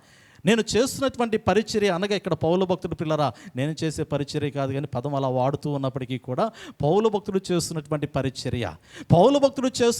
పరిచర్య అతడు తన స్వయంగా శరీర సంబంధమైనటువంటి రీతిలో సొంత ఆలోచనతో సొంత బలముతో చేస్తున్నటువంటి పరిచర్య కాదు, కానీ దేవుని యొక్క ఆత్మ నింపుదలతో దేవుని యొక్క శక్తి కలిగినటువంటి వాడే చేస్తున్నటువంటి పరిచర్యగా, ఆ పరిచర్య పరిశుద్ధాత్మని యొక్క పరిచర్యగా పౌలు భక్తుడు అభివర్ణిస్తూ ఉన్నట్లుగా నేను మీకు జ్ఞాపకం చేస్తూ ఉన్నాను కదా. నేటి దినాల్లో మనం ఒక పని చేసామనుకోండి, ఆ పని మనమే చేసామని చెప్పుకుంటాం, అవునా కాదా? ఎవరికైనా చిన్న హెల్ప్ చేసినా, ఎవరికైనా ఏదైనా ఒక పని చేసినా, అది మందిరమైనా కానీ బయటైనా కానీ, మందిరంలో ఊడ్చామనుకోండి, ఈరోజు మందిరం నేనే ఊడ్చాను చెప్పుకుంటాం లేదా? కుర్చీలు సర్దామనుకోండి, ఈరోజు నేనే సర్దానని చెప్పుకుంటామా లేదా? ఎందుకంటే నేనే అనే మాట మనం ఎక్కువగా వాడడానికి ఇష్టపడుతూ ఉంటాం. పౌలు భక్తుని యొక్క మాటలో నేను మీకు గుర్తు చేస్తూ ఉన్నాను, ఒక క్రైస్తవుని యొక్క స్వభావం ఎలా ఉంటుందంటే, ఆ క్రైస్తవుని యొక్క హృదయ ఆలోచన అంటే క్రీస్తు రక్తంలో కడగబడుతున్నటువంటి, క్రీస్తు స్వారూప్యంలోనికి రూపాంతరము చెందుతున్నటువంటి విశ్వాస యొక్క ఆలోచన ఎలా ఉంటుందంటే, ఇక్కడ ఈ యొక్క వచనంలో జ్ఞాపకం చేస్తూ పౌలు భక్తుడు సుదీర్ఘమైనటువంటి పరిచర్య అనేకమైనటువంటి ప్రాంతాల్లో కొనసాగించినప్పటికీ కూడా ఆ పరిచర్య అలా గొప్పగా జరగడానికి గల కారణం ఏమిటంటే, తాను కాదు కానీ తనను వాడుకున్నటువంటి పరిశుద్ధాత్మని యొక్క గొప్పతనం అనేటువంటి మాట జ్ఞాపకం చేస్తూ ఉన్నాడు పిల్లరా. ఇది అపోస్తులైనటువంటి పౌలు భక్తుల్లో ఉన్నటువంటి గొప్ప వ్యక్తిత్వానికి సంబంధించినటువంటి మాట. అతడు అతిశయించట్లేదు ఎక్కడా కూడా. అదే సమయంలో గుర్తు చేస్తూ ఉన్నాడు ఒక మాట. ఏమి గుర్తు చేస్తూ ఉన్నాడు అంటే, నాలో సాతాను యొక్క దూతగా నన్ను నలగొట్టడానికి ఒక ముళ్ళు దేవుడు ఉంచి ఉన్నాడు. ఆ ముళ్ళు నిమిత్తమై నేను ప్రార్థన చేశాను కానీ దేవుడు దాన్ని తీసివేయలేదు. నా కృప నీకు చాలినటువంటి మాట మాత్రమే పలికాడు అనేటువంటి మాటను కూడా గుర్తు చేస్తూ ఉన్నాడు కదా. పౌలు భక్తుడు ప్రార్థన చేసినప్పుడు ఎంతోమంది స్వస్థత పడ్డారు, ఎంతోమంది బాగుపడ్డారు. మరణమైపోయినటువంటి వ్యక్తి బతుకుతూ ఉన్నాడు. పౌలు భక్తుడు ఇతరుల విషయంలో ప్రార్థన చేసినప్పుడు స్వస్థతలు జరుగుతూ ఉన్నాయి, అద్భుతాలు జరుగుతూ ఉన్నాయి, మరణమైనటువంటి వ్యక్తి బ్రతుకుతూ ఉన్నాడు.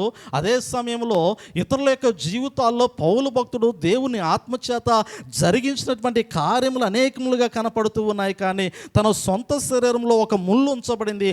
ఆ ముళ్ళు మూర్ఛరోగం కావచ్చు. పరిశుద్ధ గ్రంథంలో జ్ఞాపకం చేయబడిన మాటల్లో అనేక మంది పండితుల యొక్క అభిప్రాయాలు ఏమిటంటే, పౌలు భక్తుడు తరచు మూర్ఛరోగంతో బాధపడేటువంటి వాడంట. ఎందుకంటే ఎక్కువ దూరము ప్రయాణము చేసేటువంటి సమయంలో అలసిపోయినటువంటి బలహీనమైనటువంటి శరీరము కలిగినటువంటి వాడు పౌలు భక్తుడని పండితుల యొక్క అభిప్రాయము. అతడు తరచు బలహీనమైనటువంటి శరీర స్వభావాన్ని కలిగి ఉండటం బట్టి మూర్ఛరోగము చేత బాధించబడేటువంటి వాడు. ఆ యొక్క మూర్ఛరోగం అనేటువంటిది అతని యొక్క శరీరాన్ని బలహీనపరిచింది అనేటువంటి మాటను జ్ఞాపకం చేస్తూ ఉన్నాడు పిల్లలు. అటువంటి పరిస్థితుల్లోనే పౌలు భక్తుడు చాలాసార్లు ప్రార్థన చేశాడంట, నాలో ఉన్నటువంటి ఈ బలహీనతను తీసివేయి ప్రభువా అని. కానీ దేవుడు తీసివేయట్లేదు ఆ యొక్క బలహీనతను. ఎన్నిసార్లు దేవుని అడుగుతూ ఉన్నా కానీ ఇతరుల విషయంలో ఏది అడిగినా జరుగుతూ ఉంది.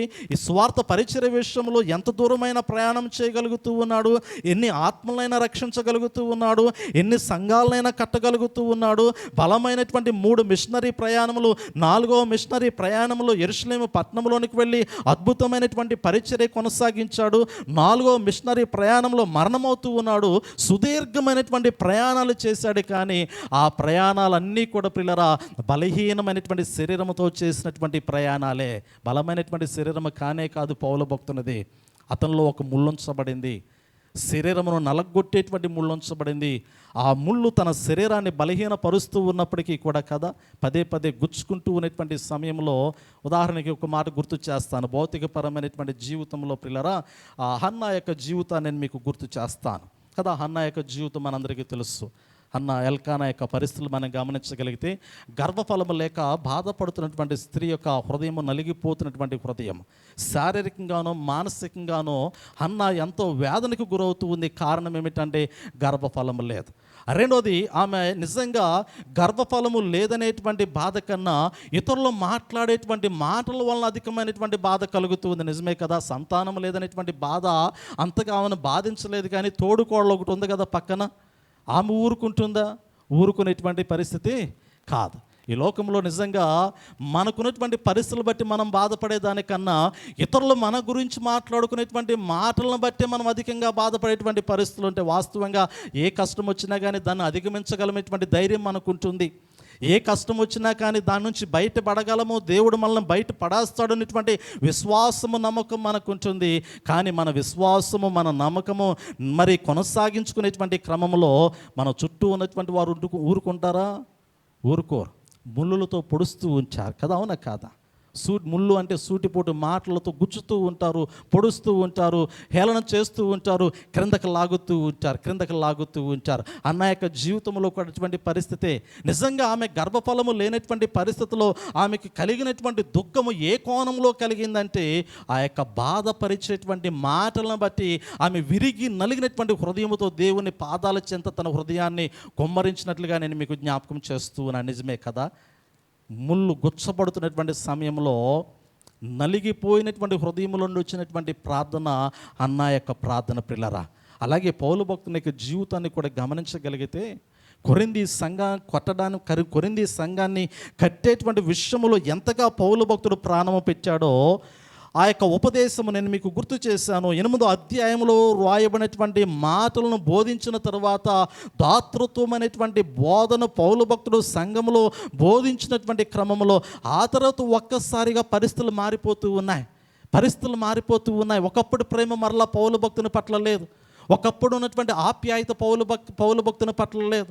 ఒకప్పుడు ఉన్నటువంటి ఆ యొక్క అనురాగం అనేటువంటిది పౌలు భక్తుని పట్ల ఆ కొరింథీ సంఘము కనపరచలేకపోతున్నటువంటి సమయంలో అప్పుడు పౌలు భక్తుడు వివరణిస్తూ ఉన్నాడు 12వ అధ్యాయంలో, ఇదిగో నేను ఇటువంటి స్వభావములో మీ మధ్యలో సంచరించినప్పటికీ కూడా దేవుడు చూపించినటువంటి కృపను బట్టి నేను ఈ పరిచర్య చేయగలిగాను అనేటువంటి మాటను పౌలు భక్తుడు ఇక్కడ జ్ఞాపకం చేస్తున్నాడు. చూడండి పిల్లలు, ఒక్కసారి ఈ 12వ అధ్యాయంలో ఉన్నటువంటి మాటను మరలా నేను మీకు గుర్తు చేస్తాను.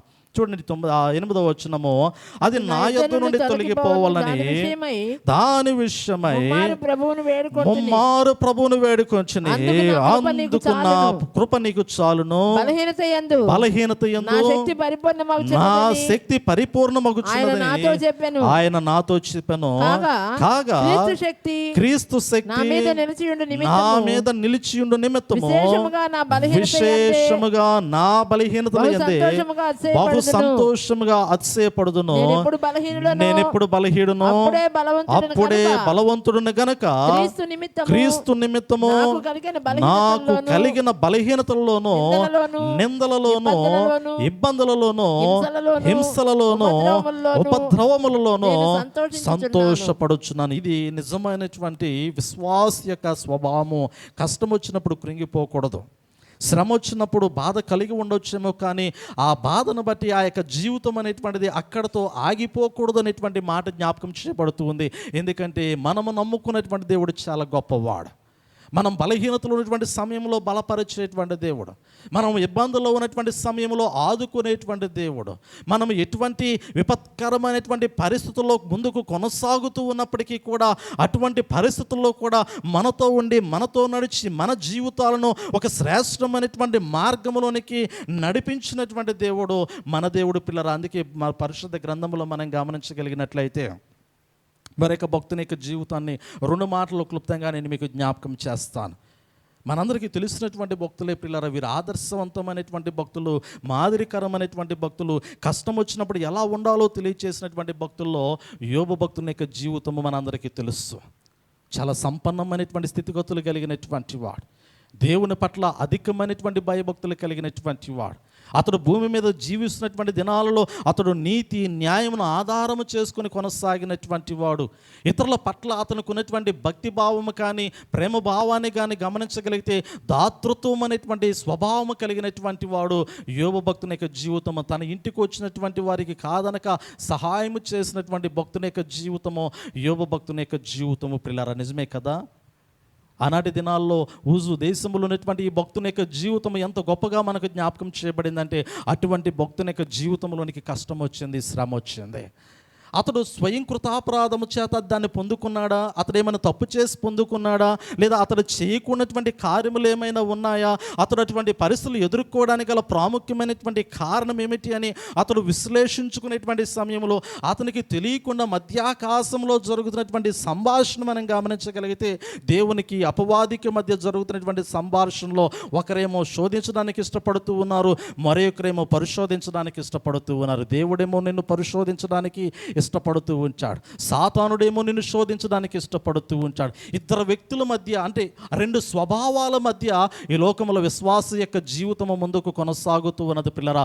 ఒక ప్రక్కేమో పరిశుద్ధమైనటువంటి ఆత్మ నడిపింపుతో కూడినటువంటి జీవితం కనపడుతూ ఉంది. రెండో ప్రక్కేమో సాతాను సంబంధమైనటువంటి స్వభావంతో కూడినటువంటి జీవితం కనపడుతూ ఉంది. ఈ రెండింటి మధ్య ఇరుకున పడి ముందుకు కొనసాగుతున్నటువంటి జీవితం కనపడుతూ ఉంది కదా. పౌలు భక్తుడు అంటాడు, నేను ఈ రెండింటి మధ్య ఇరుకున పడి ఉన్నాను అంటాడు. వడలిపోయి దేవునితో ఉండాలని ఆశ నాకు కలిగి ఉన్నదని మాట జ్ఞాపకం చేస్తూ ఉన్నాడు. ఆ రెండు, ఒకటి శరీరం అంటాడు, రెండోదేమో ఆత్మ సంబంధమైనటువంటి జీవితం అంటాడు. శరీరమేమో బలహీనమైన నన్ను నలగొట్టుతూ ఉంది. ఈ బలహీనమైనటువంటి శరీరంతో లోకంలోనికి వెళ్ళిపోవాలనేటువంటి ఆశ నాకు కలుగుతూ ఉంది. కానీ అదే సమయంలో నాలో ఉన్నటువంటి పరిశుద్ధ ఆత్మదేవుడు నన్ను బలముగా తన కొరకు వాడుకోవడానికి ఇష్టపడుతూ ఉన్నాడు, తన కొరకు నిలబెట్టుకోవడానికి ఇష్టపడుతూ ఉన్నాడు. నన్ను దేవుని రాజ్యములో ఉంచాలని దేవుని యొక్క ఆత్మ పరితపిస్తూ ఉన్నాడు. ఇప్పుడు నేను దేవుని ఆత్మ వైపును జీవిస్తే నా శరీరము కృషించిపోయేటువంటి పరిస్థితుల్లో నేను వెళ్ళిపోతూ ఉన్నాను కదా. యోబు భక్తుని యొక్క జీవితంలో ఈ కోణాన్ని కూడా మనం గమనించగలుగుతూ వచ్చాం. అపవాది యోబును శోధించేటువంటి క్రమంలో తనకున్నటువంటి మరి పశు సంపదను దూరం చేస్తూ ఉన్నాడు, తనకున్నటువంటి దాసురాండ్రును దూరం చేస్తూ ఉన్నాడు, తనకున్నటువంటి నివాసములు, సంతతి, కుమారులు, కుమార్తెలను దూరం చేస్తూ ఉన్నాడు. అందరూ దూరం అయిపోయినటువంటి పరిస్థితులు కనపడుతూ ఉంది. కేవలం మిగిలినది ఇద్దరు కనపడుతూ ఉన్నారు. భార్యాభర్తలు మాత్రమే కనపడుతూ ఉన్నారు. భార్యాభర్తలు మాత్రమే కనపడుతూ ఉన్నారు. యోబు భార్య మాత్రమే కనపడుతూ ఉన్నారు. అదే సమయంలో ఇక్కడ యోబుకు సంబంధించినటువంటి సమస్తము కూడా తీసివేయబడింది. ఎందుకంటే మొట్టమొదటిగా కంచె వేయబడింది. కంచె తీసివేసిన తర్వాత ఇంకన్నీ ఉంటాయో ఉండవో కదా. అపవాది యోబుని ముట్టకుండా ఉండటానికి, యోబును దరిచేరకుండా ఉండటానికి మొట్టమొదటిగా దేవుడు కంచె వేశాడు. ఆ కంచె వేయబడినంత కాలము కూడా అపవాది వస్తూ ఉన్నాడు, కానీ యోబును ఏమీ చేయలేకపోతూ ఉన్నాడు. వస్తున్నాడు, చూస్తున్నాడు, వెళ్ళిపోతున్నాడు, వస్తున్నాడు, చూస్తున్నాడు, వెళ్ళిపోతూ ఉన్నాడు. గాలిలో, ఆకాశములో తిరుగుతూ ఉన్నాడు, కానీ యోబును మాత్రము తాకేటువంటి ఆ యొక్క పరిస్థితి అనేటువంటిది అపవాదికి లేనటువంటి సమయంలో యోబును తాకాలన్నా, యోబుకు సంబంధించినది తాకాలన్నా దేవుని యొద్ద అనుమతి తీసుకోవాలి. కాబట్టి దేవుని యొద్దకు వెళ్ళి అనుమతి తీసుకొని ఇప్పుడు దేవుడే కంచె తీసివేసిన తర్వాత సమస్తము చేత యోబు శోధించబడుతూ ఉన్నట్లుగా, దేవుని చేత పరిశోధించబడుతూ ఉన్నట్లుగా మనం గమనించగలుగుతూ ఉన్నాం. అటువంటి సమయంలో పిల్లరా అన్నీ దూరం అయిపోయాయి. దూరం అయిపోయినటువంటి సమయంలో యోబు భక్తుడు పలికిన మాట, దేవుడే ఇచ్చాడు, దేవుడే తీసుకున్నాడు. దేవుని నామానికే మహిమ కలుగునుగాక కదా. ఎంత చక్కటి మాట భక్తుడు పలికిన మాట. అప్పటికి సమస్తము దూరం చేయబడ్డాయి. యోబు ఆరోగ్యవంతుడిగానే ఉన్నాడు. పిల్లరా ఆ యొక్క అధ్యాయాలు గమనించగలిగితే ఆస్తి దూరం అయింది, సంతానము దూరం అయిపోయింది, సమస్తము దూరం అయిపోయాయి. ఆ సమయంలో యోబు పలుకుతున్నటువంటి మాట, దేవుడే ఇచ్చాడు, దేవుడే తీసుకున్నాడు అనేటువంటి మాట పలుకుతూ ఉన్నాడు. అప్పుడు ఇంకా ఆరోగ్యంగానే ఉన్నాడు. ఇంకా శరీరాన్ని బలహీనత తాకలేదు. పిల్లరా బలహీనమైనటువంటి శరీరంలోనికి యోబు ఇంకా ప్రవేశించలేదు. ఆ తర్వాత వచ్చినటువంటి భయంకరమైనటువంటి శోధన ఏదైనా ఉన్నదా అంటే యోబు శరీరంలోనికి బలహీనత ప్రవేశిస్తూ ఉంది. అతడు తన శరీరం మీద తెలియనటువంటి ఒక వ్యాధితో కురుపులు కలిగినటువంటి వాడై మరి రోజు కూడా తన శరీరాన్ని మరి గీరుకునేటువంటి పరిస్థితి, పుండ్లు పడేటువంటి రీతిలో ఒక రకమైనటువంటి అలర్జీ అతని యొక్క శరీరాన్ని తాకుతూ ఉన్నటువంటి సమయంలో పిల్లరా అతడు బూడిద పూసుకుని దుఃఖించడం ప్రారంభిస్తూ ఉన్నాడు. కానీ దేవుని దూషించడానికి మాత్రం సాహసము చేయట్లేదు కదా. దుఃఖించడానికి ఇష్టపడ్డాడు, కానీ దేవుని దూషించడానికి సాహసము చేయలే. తను తాను నిందించుకోవడం ప్రారంభిస్తూ ఉన్నాడు. ఎక్కడ తప్పు చేశానా, నేను ఎక్కడ పొరపాటు చేశానా, ఎంత భయంకరమైనటువంటి పరిస్థితులు నాకు సంభవించడానికి గల కారణం ఏమిటి, నేను ఎక్కడ తప్పు చేశాను, నన్ను నేను ఒక్కసారి పరిశీలన చేసుకునేటువంటి సమయంలో నేను ఎక్కడ తప్పు చేస్తున్నటువంటి ఆలోచన నా హృదయంలోనికి రావటం లేదు. నా పిల్లలు ఎక్కడైనా తప్పు చేస్తుంటారా అనేటువంటి ఆలోచన పరిగణలోనికి వచ్చిన తర్వాత వారి నిమిత్తము కూడా నేను బలులు అర్పిస్తూ వస్తూ ఉన్నానే, ఎక్కడ నేను తప్పు చేసినట్లు కనపట్టలేదే. ఒకవేళ నా భార్య దేవుని దూషించి మరణమైపోరాదు అనేటువంటి మాట పలుకుతున్నటువంటి సమయంలో అక్కడ కూడా దూషించినటువంటి స్వభావం నాకు కనపట్టలేదే అని తను తాను పరీక్షించుకోవడం ప్రారంభిస్తూ ఉన్నాడు. తను తాను పరిశీలన చేసుకోవడం ప్రారంభిస్తూ ఉన్నాడు. నిజమే కదా, శ్రమ వచ్చింది కదా అని, కష్టం వచ్చింది కదా అని మరి ఆ యోబు భక్తుడు దేవునికి వ్యతిరేకమైనటువంటి మార్గంలో నడవడానికి ఇష్టపడలేదు.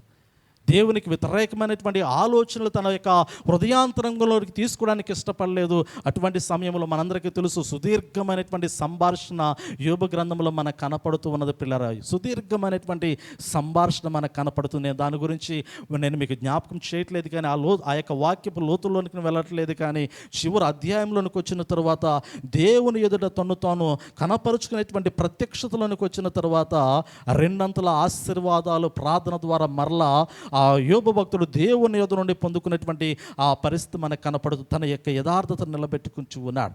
తన యొక్క భక్తి జీవితాన్ని నిలబెట్టుకుంటూ ఉన్నాడు. తన యొక్క శ్రేష్టమైనటువంటి దేవునితో ఉన్నటువంటి ఆత్మ సంబంధమైనటువంటి జీవితాన్ని మరలా కొనసాగించుకుంటూ దాన్ని దేవుని ఎదురు చూపించుకుంటూ ఉన్నాడు. ఈ మధ్యలో ఉన్నటువంటి జీవితం ఏదైతే ఉందో, సమస్తము కోల్పోయిన దినము మొదలుకొని సమస్తమును పొందుకునే అంతవరకు కూడా మధ్యలో ఉన్నటువంటి జీవితం ఏదైతే ఉందో, ఆ జీవితంలో పిల్లల దేవుడు ఎప్పుడు పరీక్షిస్తూనే ఉంటాడు. ఈరోజు దేవుడు నీకు ఒకటి ఇచ్చాడు అనుకోండి, దేవుడు ఒకటి నీకు ఇస్తాడు, ఏదైనా కావచ్చు. అది ఒక ఆశీర్వాదము దేవుడు నీకు ఇచ్చాడు అనుకోండి, ఒక ఆశీర్వాదం ఇచ్చిన దగ్గర నుంచి దేవుడు ఒకటి తీసేసాడు అనుకోండి, నీ ఆలోచన ఎలా ఉంటుంది? మనం ఒక్కసారి ఎలా రియాక్ట్ అవుతాం? దేవుడు ఒకటి ఇచ్చాడు మనకి, ఏదైనా కావచ్చు, ఏదైనా ఆర్థికపరమైనటువంటి స్థితిగతులు కావచ్చు, లేదా వనరులు కావచ్చు, లేదంటే మరి ఇంకొక ఇతరత్ర ఏదైనా కావచ్చు. దేవుడు ఒక ఆశీర్వాదకరమైనటువంటి పరిస్థితి నీ జీవితంలోనికి అనుమతి ఇచ్చిన తర్వాత మరొక కష్టాన్ని నీ జీవితంలోనికి వెంటనే ఇచ్చాడు అనుకోండి, నీవు సంతోషించగలుగుతావా? లేదంటే వెంటనే అక్కడ దేవుడు చేసినటువంటి మేలుకరమైనటువంటి కార్యమును అక్కడితో మరిచిపోయి నీ కష్టాన్ని గుర్తు చేసుకొని దేవుని నిందించడం ప్రారంభిస్తావా? నేటి దినాల్లో క్రైస్తవ లోకం ఎలా మారిపోయిందంటే, ఏదైనా అవసరత ఉన్నప్పుడు ప్రభువా నాకు ఇది కావాలని అడుగుతూ అది ఉంచిన మరుక్షణము ఆ క్షణంలో మాత్రమే ఆ దేవుడి దయ వల్ల నేను ఇది పొందుకున్నాననే మాట దేవుని యొద్ద లేదా సంఘం ఎదుట, సమాజం ఎదుట, లేదా వారి హృదయలోతుల్లో కృతజ్ఞతా భావముతో నిజంగా దేవుడి దయ వల్ల నా జీవితంలో ఈ కార్యము జరిగిందని చెప్పుకుంటూనే మరి కొంచెము పరిస్థితి మారిన మరుక్షణము దేవుడు అంటే నాకు ఎందుకు జరిగిద్ది? అవునా కాదా? దేవుడు అంటే నాకు ఈ కష్టం రాదుగా? దేవుడు నిజంగా నా పట్ల ఆ ప్రేమ, ఆ కృపే చూపించినట్లయితే దీన్ని నా జీవితంలో ఎందుకు అనుమతిస్తాడు? ఎందుకు దూరం చేస్తాడు? ఎందుకు ఈ బాధిస్తాడు? ఎందుకు ఈ కష్టం ఇస్తాడు? మరుక్షణము ఆలోచన విధానం మారిపోతూ ఉంటుంది. దేవుడు నీకు ఇచ్చినప్పుడేమో ఒక రకమైనటువంటి ఆలోచన ఉంటుంది. నీకు కష్టం వచ్చినప్పుడు, శ్రమ వచ్చినప్పుడు, ఇరుకు వచ్చినప్పుడు, ఇబ్బంది వచ్చినప్పుడు నీ ఆలోచన మారిపోయి నిజంగా దేవుడు నా పట్ల జాలి లేదు, దేవునికి కరుణ లేదు, దేవునికి దయ లేదనేటువంటి ఆలోచనలకు వెళ్ళిపోతూ ఉంచావు. కానీ ఇలా సంభవించడానికి గల ప్రాముఖ్యమైనటువంటి కారణం ఏమిటని విశ్లేషించుకుని దాన్ని సరిదిద్దుకునేటువంటి స్వభావంలోనికి నేటి క్రైస్తవ లోకం రావటానికి ఇష్టపడలేదు. వారి మనసులు మార్చుకోవడానికి ఇష్టపడలేదు, వారి స్వభావాన్ని మార్చుకోవడానికి ఇష్టపడలేదు. కానీ పౌలు భక్తుడు అంటాడు కదా, 2 కొరింథీ పత్రిక 11వ అధ్యాయం చివరి మాటలు మీరు గమనించగలిగినా కానీ అక్కడ తాను పొందుకున్నటువంటి శ్రమ అంతటిని వివరిస్తాడు పిల్లరా. 2 కొరింథీ పత్రిక 11వ అధ్యాయాన్ని గమనించగలిగితే పౌలు భక్తుడు పొందుకున్నటువంటి శ్రమలను వివరిస్తూ ఉంచాడు. ఏ విధమైనటువంటి కష్టాలు అతనికి సంభవించాయో వాటన్నిటిని జ్ఞాపకం చేస్తూ, ఇందాక నేను మీకు గుర్తు చేశాను కదా, 12వ అధ్యాయంలో మనం చదువుకునేటువంటి మాటలకు వచ్చిన తర్వాత తన శరీర సంబంధమైనటువంటి బలహీనతను గుర్తు చేస్తాడు. ఇన్ని బలహీనతలు వచ్చినా, ఇన్ని శ్రమలు వచ్చినా, ఇన్ని కష్టాలు వచ్చినా, ఇన్ని ఇబ్బందులు వచ్చినా కానీ నేను దేవునిలో సంతోషించడానికి ఇష్టపడుతూ ఉన్నాను.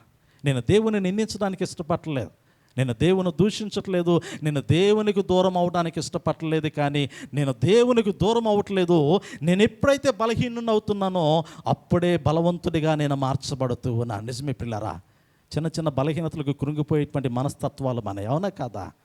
చిన్న జ్వరం వచ్చిందంటే చాలు, జలుబు చేసిందంటే చాలు, దగ్గు వచ్చిందంటే చాలు. ఒకానొక సమయంలో ఉన్నటువంటి దగ్గులకి నేటి దినాల్లో ఉన్నటువంటి దగ్గులకి చాలా వ్యత్యాసం ఉంది. కొంచెము వాతావరణము మారిన తర్వాత మన యొక్క శరీర తత్వము కొంచెం మారిందంటే ఒక రకమైనటువంటి ఏదో కోల్పోయినటువంటి ఆలోచన మనలోనికి వచ్చేస్తుంది, అవునా కాదా? సమస్తాన్ని కోల్పోయినటువంటి ఆలోచన, సర్వమును కోల్పోయినటువంటి ఆలోచన మనలోకి వచ్చేస్తుంది. ఒక్కసారి ఆ యొక్క ఆలోచన మనలోనికి వచ్చిన తర్వాత వెంటనే పిల్లరా బలహీనత మనల్ని కృంగదీస్తుందో లేదో మనకే తెలియదు, కానీ మన ఆలోచన మన జీవితాన్ని మాత్రము తీసి తీరుతుంది అనే మాట నేను మీకు జ్ఞాపకం చేస్తూ ఉన్నాను. మనం కృంగిపోకుండా ఉండాలి అంటే పిల్లల పౌలు భక్తుడు అంటాడు కదా, నీవు ఎప్పుడైతే బలహీనం అవుతావో అప్పుడే బలవంతుడిగా నువ్వు మార్చబడాలి. అలా నువ్వు బలవంతుడిగా మార్చబడాలి అంటే నీలోనికి ఒకటి రావాలి. అది దేవుని యొక్క ఆత్మ సంబంధమైనటువంటి శక్తి అయి ఉండాలి. ఆ శక్తి నీ జీవితాన్ని బలపరుస్తూ ఉంది. అది ఆ యొక్క శక్తి, ఆ స్వభావం ఎక్కడ దొరుకుతుందంటే అది నీకు దేవునిలో దొరుకుతుంది తప్ప ఈ లోకములో నీకు దొరకదు అనేటువంటి మాట పరిశుద్ధ గ్రంథంలో పౌలు భక్తుడు జ్ఞాపకం చేస్తూ ఉన్నాడు. పిల్లరా, నిజమే కదా? ఎంత శ్రేష్టమైనటువంటి జీవితమో పౌలు భక్తుడు జ్ఞాపకం చేస్తున్నటువంటి జీవితం. నేను ఎప్పుడు బలహీనుడనో అప్పుడే బలవంతుడిగా మార్చబడుతూ ఉన్నారు.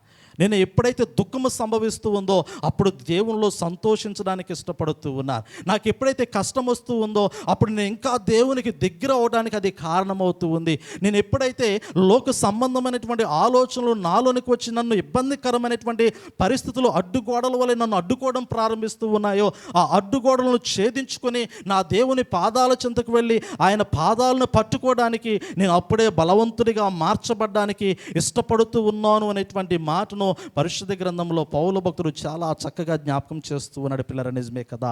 ఎంత శ్రేష్టమైనటువంటి మాట.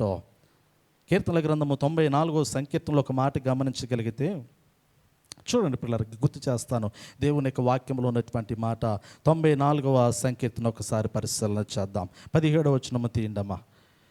94వ కీర్తన, కీర్తనల గ్రంథము 94వ సంకీర్తన 17వ వచనం. యెహోవా నాకు సహాయము చేసి యెహోవా నాకు సహాయము చేసి ఉండని ఎడల నా ప్రాణము శీఘ్రముగా మౌనమందు నివసించి ఉండును. నా కాలు జారునని నేను అనుకొనగా యెహోవా నీ కృప నన్ను బలపరుచుచున్నది. నా అంతరంగమందు విచారములు హెచ్చుగా నీ గొప్ప ఆదరణ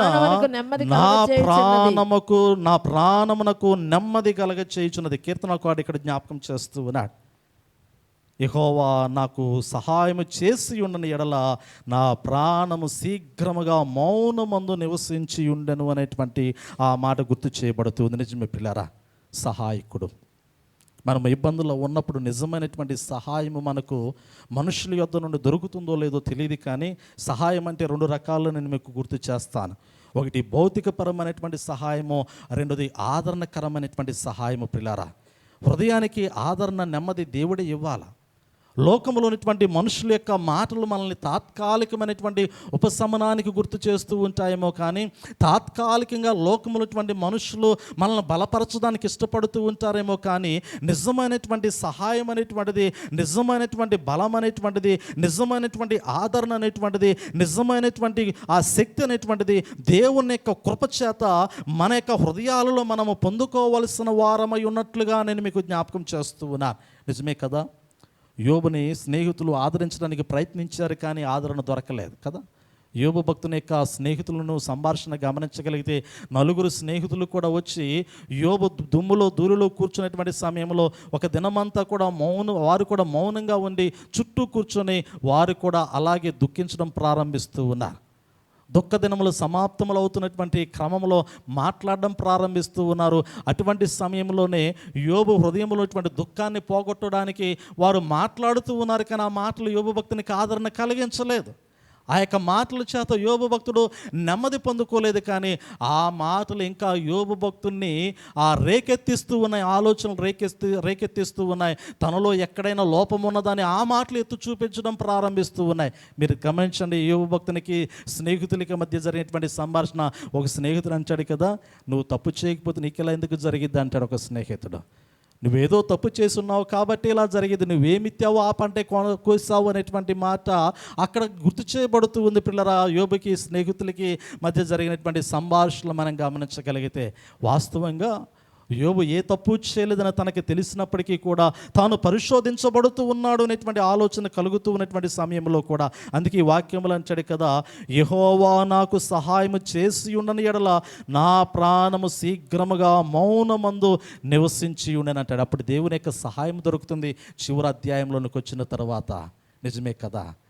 పౌలు భక్తుని యొక్క జీవితంలో కూడా దేవుని సహాయము దొరుకుతున్న బట్టే అతడు తన యొక్క సుదీర్ఘమైనటువంటి పరిచర్యలోనూ, సుదీర్ఘమైనటువంటి దేవుని యొక్క రాజ్య వ్యాప్తి సువార్త పరిచర్యలో ముందుకు కొనసాగటానికి ఆ యొక్క దేవుని యొక్క నడిపింపు తనకి తోడై ఉన్నట్లుగా మనం గమనించగలుగుతూ ఉన్నాం.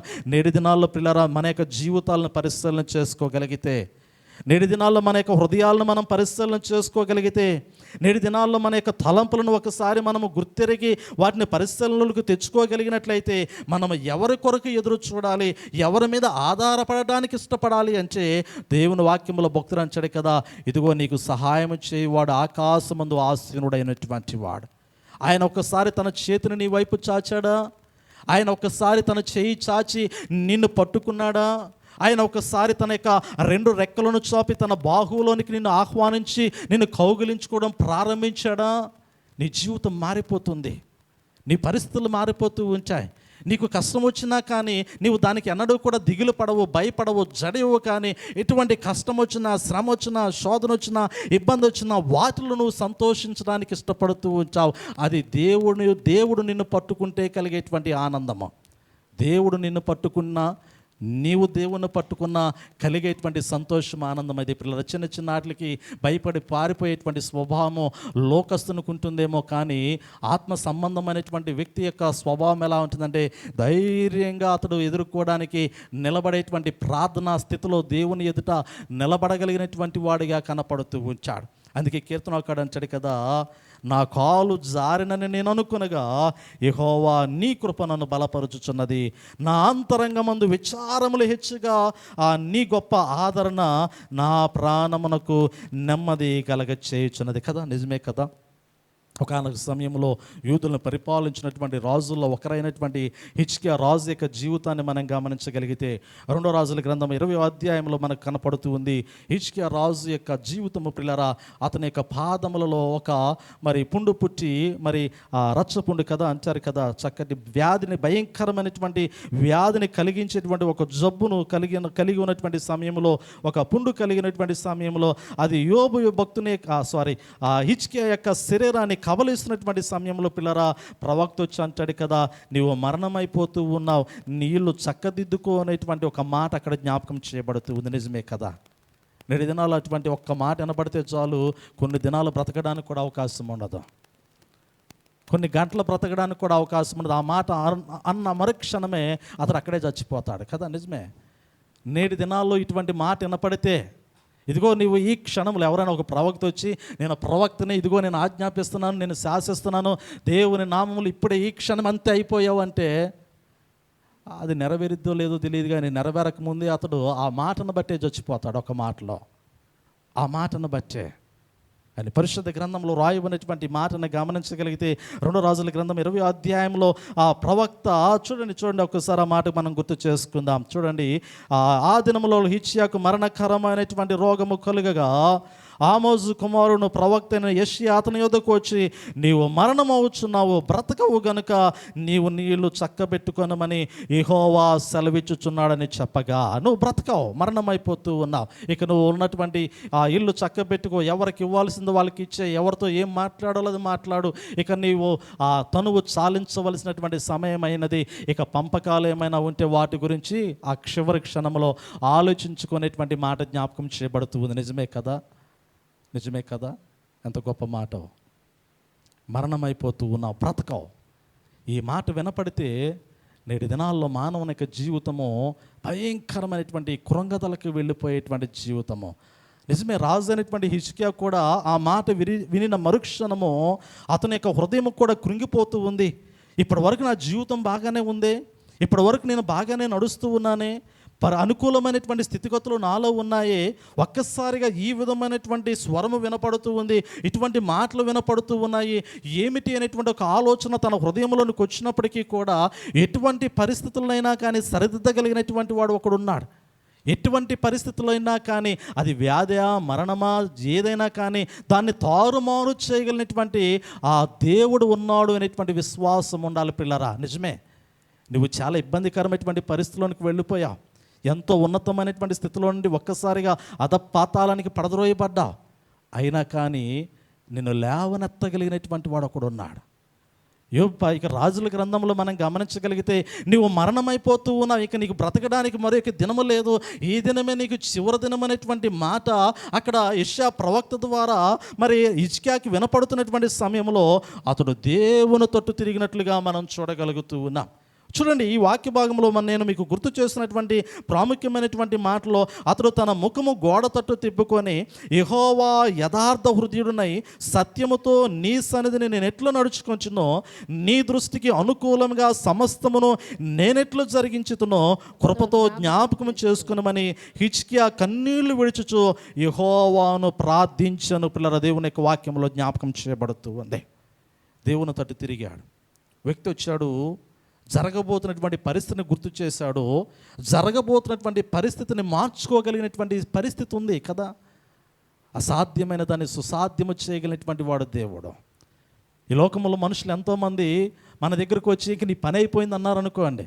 లేదు, నా పని అయిపోవటం ఏంటి, నేను నమ్ముకున్న దేవుడు ఉన్నాడు, ఎటువంటి పరిస్థితినైనా మార్చగలిగినటువంటి వాడు ఆయనని, ఆయన తట్టు తిరగగలిగినట్లయితే పరిస్థితిని మార్చగలిగినటువంటి వాడు ఆయనే. యెషయా ప్రవక్త హిజ్కియాతో అంటూ ఉన్నాడు, ఇక నీ పని అయిపోయింది, రేపటి దినాన్ని నువ్వు చూడలేవు, రేపు సూర్యోదయం అనేటువంటిది నీ జీవితంలో లేదు, ఈ రోజుతోనే నువ్వు తనువు చాలించబోతూ ఉన్నావు, నీ ఇల్లు చక్కదిద్దుకో అనే మాట అన్నప్పుడు, లేదు నా దేవుడు ఉన్నాడా, నా దేవుడు పరిస్థితులు మార్చగలిగినటువంటి వాడు. ఒక్కసారి నేను నా దేవుని యొద్దకు వెళ్ళి విచారణ చేస్తాను. ఒక్కసారి నేను నా దేవుని యొద్దకు వెళ్ళి, నువ్వు ఒక మనిషిగా వచ్చి చెప్పావు, లేదా ఒక ప్రవక్తగా వచ్చి చెప్పావు, లేదా నువ్వు దేవుని మాటే నాకు వినిపించావు, దేవుడే స్వయంగా నీ యొద్దకు వచ్చి నీ ద్వారా నాతో మాట్లాడినప్పటికీ కూడా నాకు ఒక అవకాశం ఉంది, నేను దేవునితో మాట్లాడుకునేటువంటి అవకాశం నాకు ఉంది. అవునా కాదా? ఈ లోకంలో ఎవరైనా మీ యొద్దకు వచ్చి ఇదిగో మీ జీవితాలు ఇంతే అంటే మీరు అనాల్సిన మాట ఏమిటంటే, లేదు నా దేవునితో నేను మాట్లాడుకునేటువంటి అవకాశం నాకుంది, నా దేవునితో నేను మాట్లాడుకుంటాను. హిజ్కియా దేవుని తట్టు తిరిగి దేవునితో మాట్లాడడం ప్రారంభిస్తూ ఉన్నాడు. ప్రవక్త ఏమో ముగించాడు అని మాట చెప్పాడు.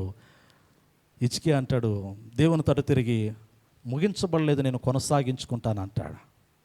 ఎంత అద్భుతమైనటువంటి జీవితము, ప్రార్థనా జీవితము. క్రైస్తవ విశ్వాసుకున్నటువంటి నిరీక్షణ ఇదే.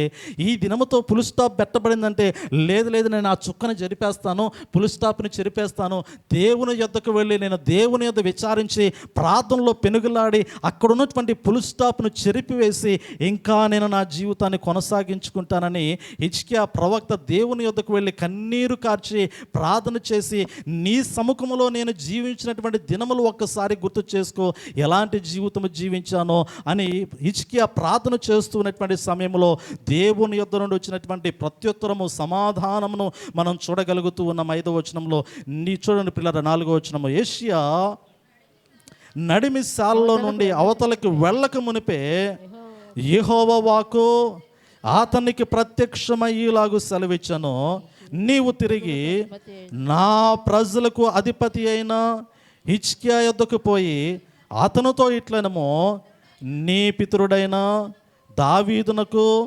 దేవుడగు యెహోవా నీకు సెలవిచ్చినదేమనగా, నీవు కన్నీళ్లు విడుచుట చూచిదని నీ ప్రార్థన నేను అంగీకరించి ఉన్నాను, నేను నిన్ను బాగు చేసేదను, 3వ దినమున నీవు యెహోవా మందిరమునకు ఎక్కుపోవదువు, ఇంకా 15 సంవత్సరముల ఆయుష్ నీకు ఇచ్చేదను.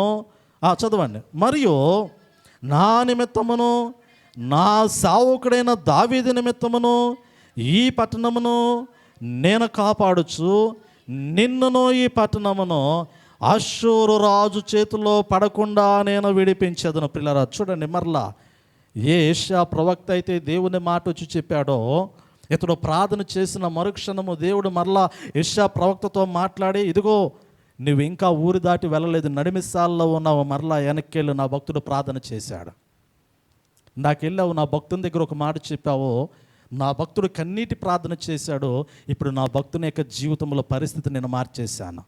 ఒకానొక సమయంలో మరణకరమైనటువంటి పరిస్థితి అతని జీవితంలో ఉన్నదేమో, కానీ ఇప్పుడు అతడు చేసిన ప్రార్థన బట్టి, అతడు దేవుని తట్టు తిరిగిన విధానమును బట్టి, అతడు కన్నీరు కార్చిన విధానమును బట్టి, అతడు నా యొద్దకు వచ్చి మొరపెట్టిన విధానమును బట్టి, నేను రాజు అయినటువంటి హిజ్కియా పట్ల నా కృపను నేను వెల్లడపరిచి ఉన్నాను. నేను వెల్లడపరిచినటువంటి కృప ఏమై ఉన్నదంటే, అతనికి 15 సంవత్సరములు ఆయుష్నిస్తూ ఉన్నాను. 15 సంవత్సరములు ఆయుష్నిస్తూ ఉన్నాను. అంత మాత్రమే కాదు పిల్లరా, నేను అతన్ని సంపూర్ణంగా ఏ విధమైనటువంటి వ్యాధి లేకుండా అతన్ని బాగు చేస్తూ ఉన్నాను. ఇంకొక మాట ఏమిటంటే, నేను అతన్ని యెహోవా మందిరంలోనికి నడిపిస్తూ ఉన్నాను. ఈ దేవుని మందిరంలోనికి ఎక్కి వెళ్ళేటువంటి స్వభావాన్ని ఇస్తూ ఉన్నాడు. ఒకానొక సమయంలో ఆ మందిరంలో అడుగు పెట్టలేనటువంటి వ్యక్తి, ఎందుకంటే పాదములో జబ్బు పుట్టున్నాయి, అడుగు వేయలేనటువంటి పరిస్థితి. దేవుడిచ్చినటువంటి కృప, వెల్లడపరచబడినటువంటి కృప, నేను అతన్ని బాగు చేస్తూ ఉన్నాను. అతడు నా మందిరంలోనికి వస్తాడు. అతనికి నేను 15 సంవత్సరంలో ఆయుష్నిస్తూ ఉన్నాను. అతడు పరిపాలించేటువంటి దినాలలో, అతడు 15 సంవత్సరములను ప్రజలను పరిపాలించేటువంటి దినాలలో ఆయన పరిపాలనలో ఆయన రాజ్యాన్ని నేను కాపాడుతాను. ఆ బాధ్యతను నేను తీసుకున్నాను కదా. ఎంత చక్కటి మాట. 2 దినాల్లో చాలామంది నాయకులు చెబుతూ ఉంటారు, మన బాధ్యతలు వారు తీసుకున్నామని గుర్తు చేస్తూ వచ్చారు. వీరి బాధ్యత నేను తీసుకున్నానని నాయకులు గుర్తు చేస్తూ ఉంటారు. నిజంగా మన బాధ్యత ఏ నాయకుడు కూడా తీసుకోలేడు కూడా. నిజం చెప్పాలి అంటే తీసుకోలే. ఏ నాయకుడైనా కావచ్చు, వారని కాదు, వీరని కాదు, ఎవరైనా కాదు, కానీ ఏ నాయకుడు కూడా మన బాధ్యతలను తీసుకోలేడు.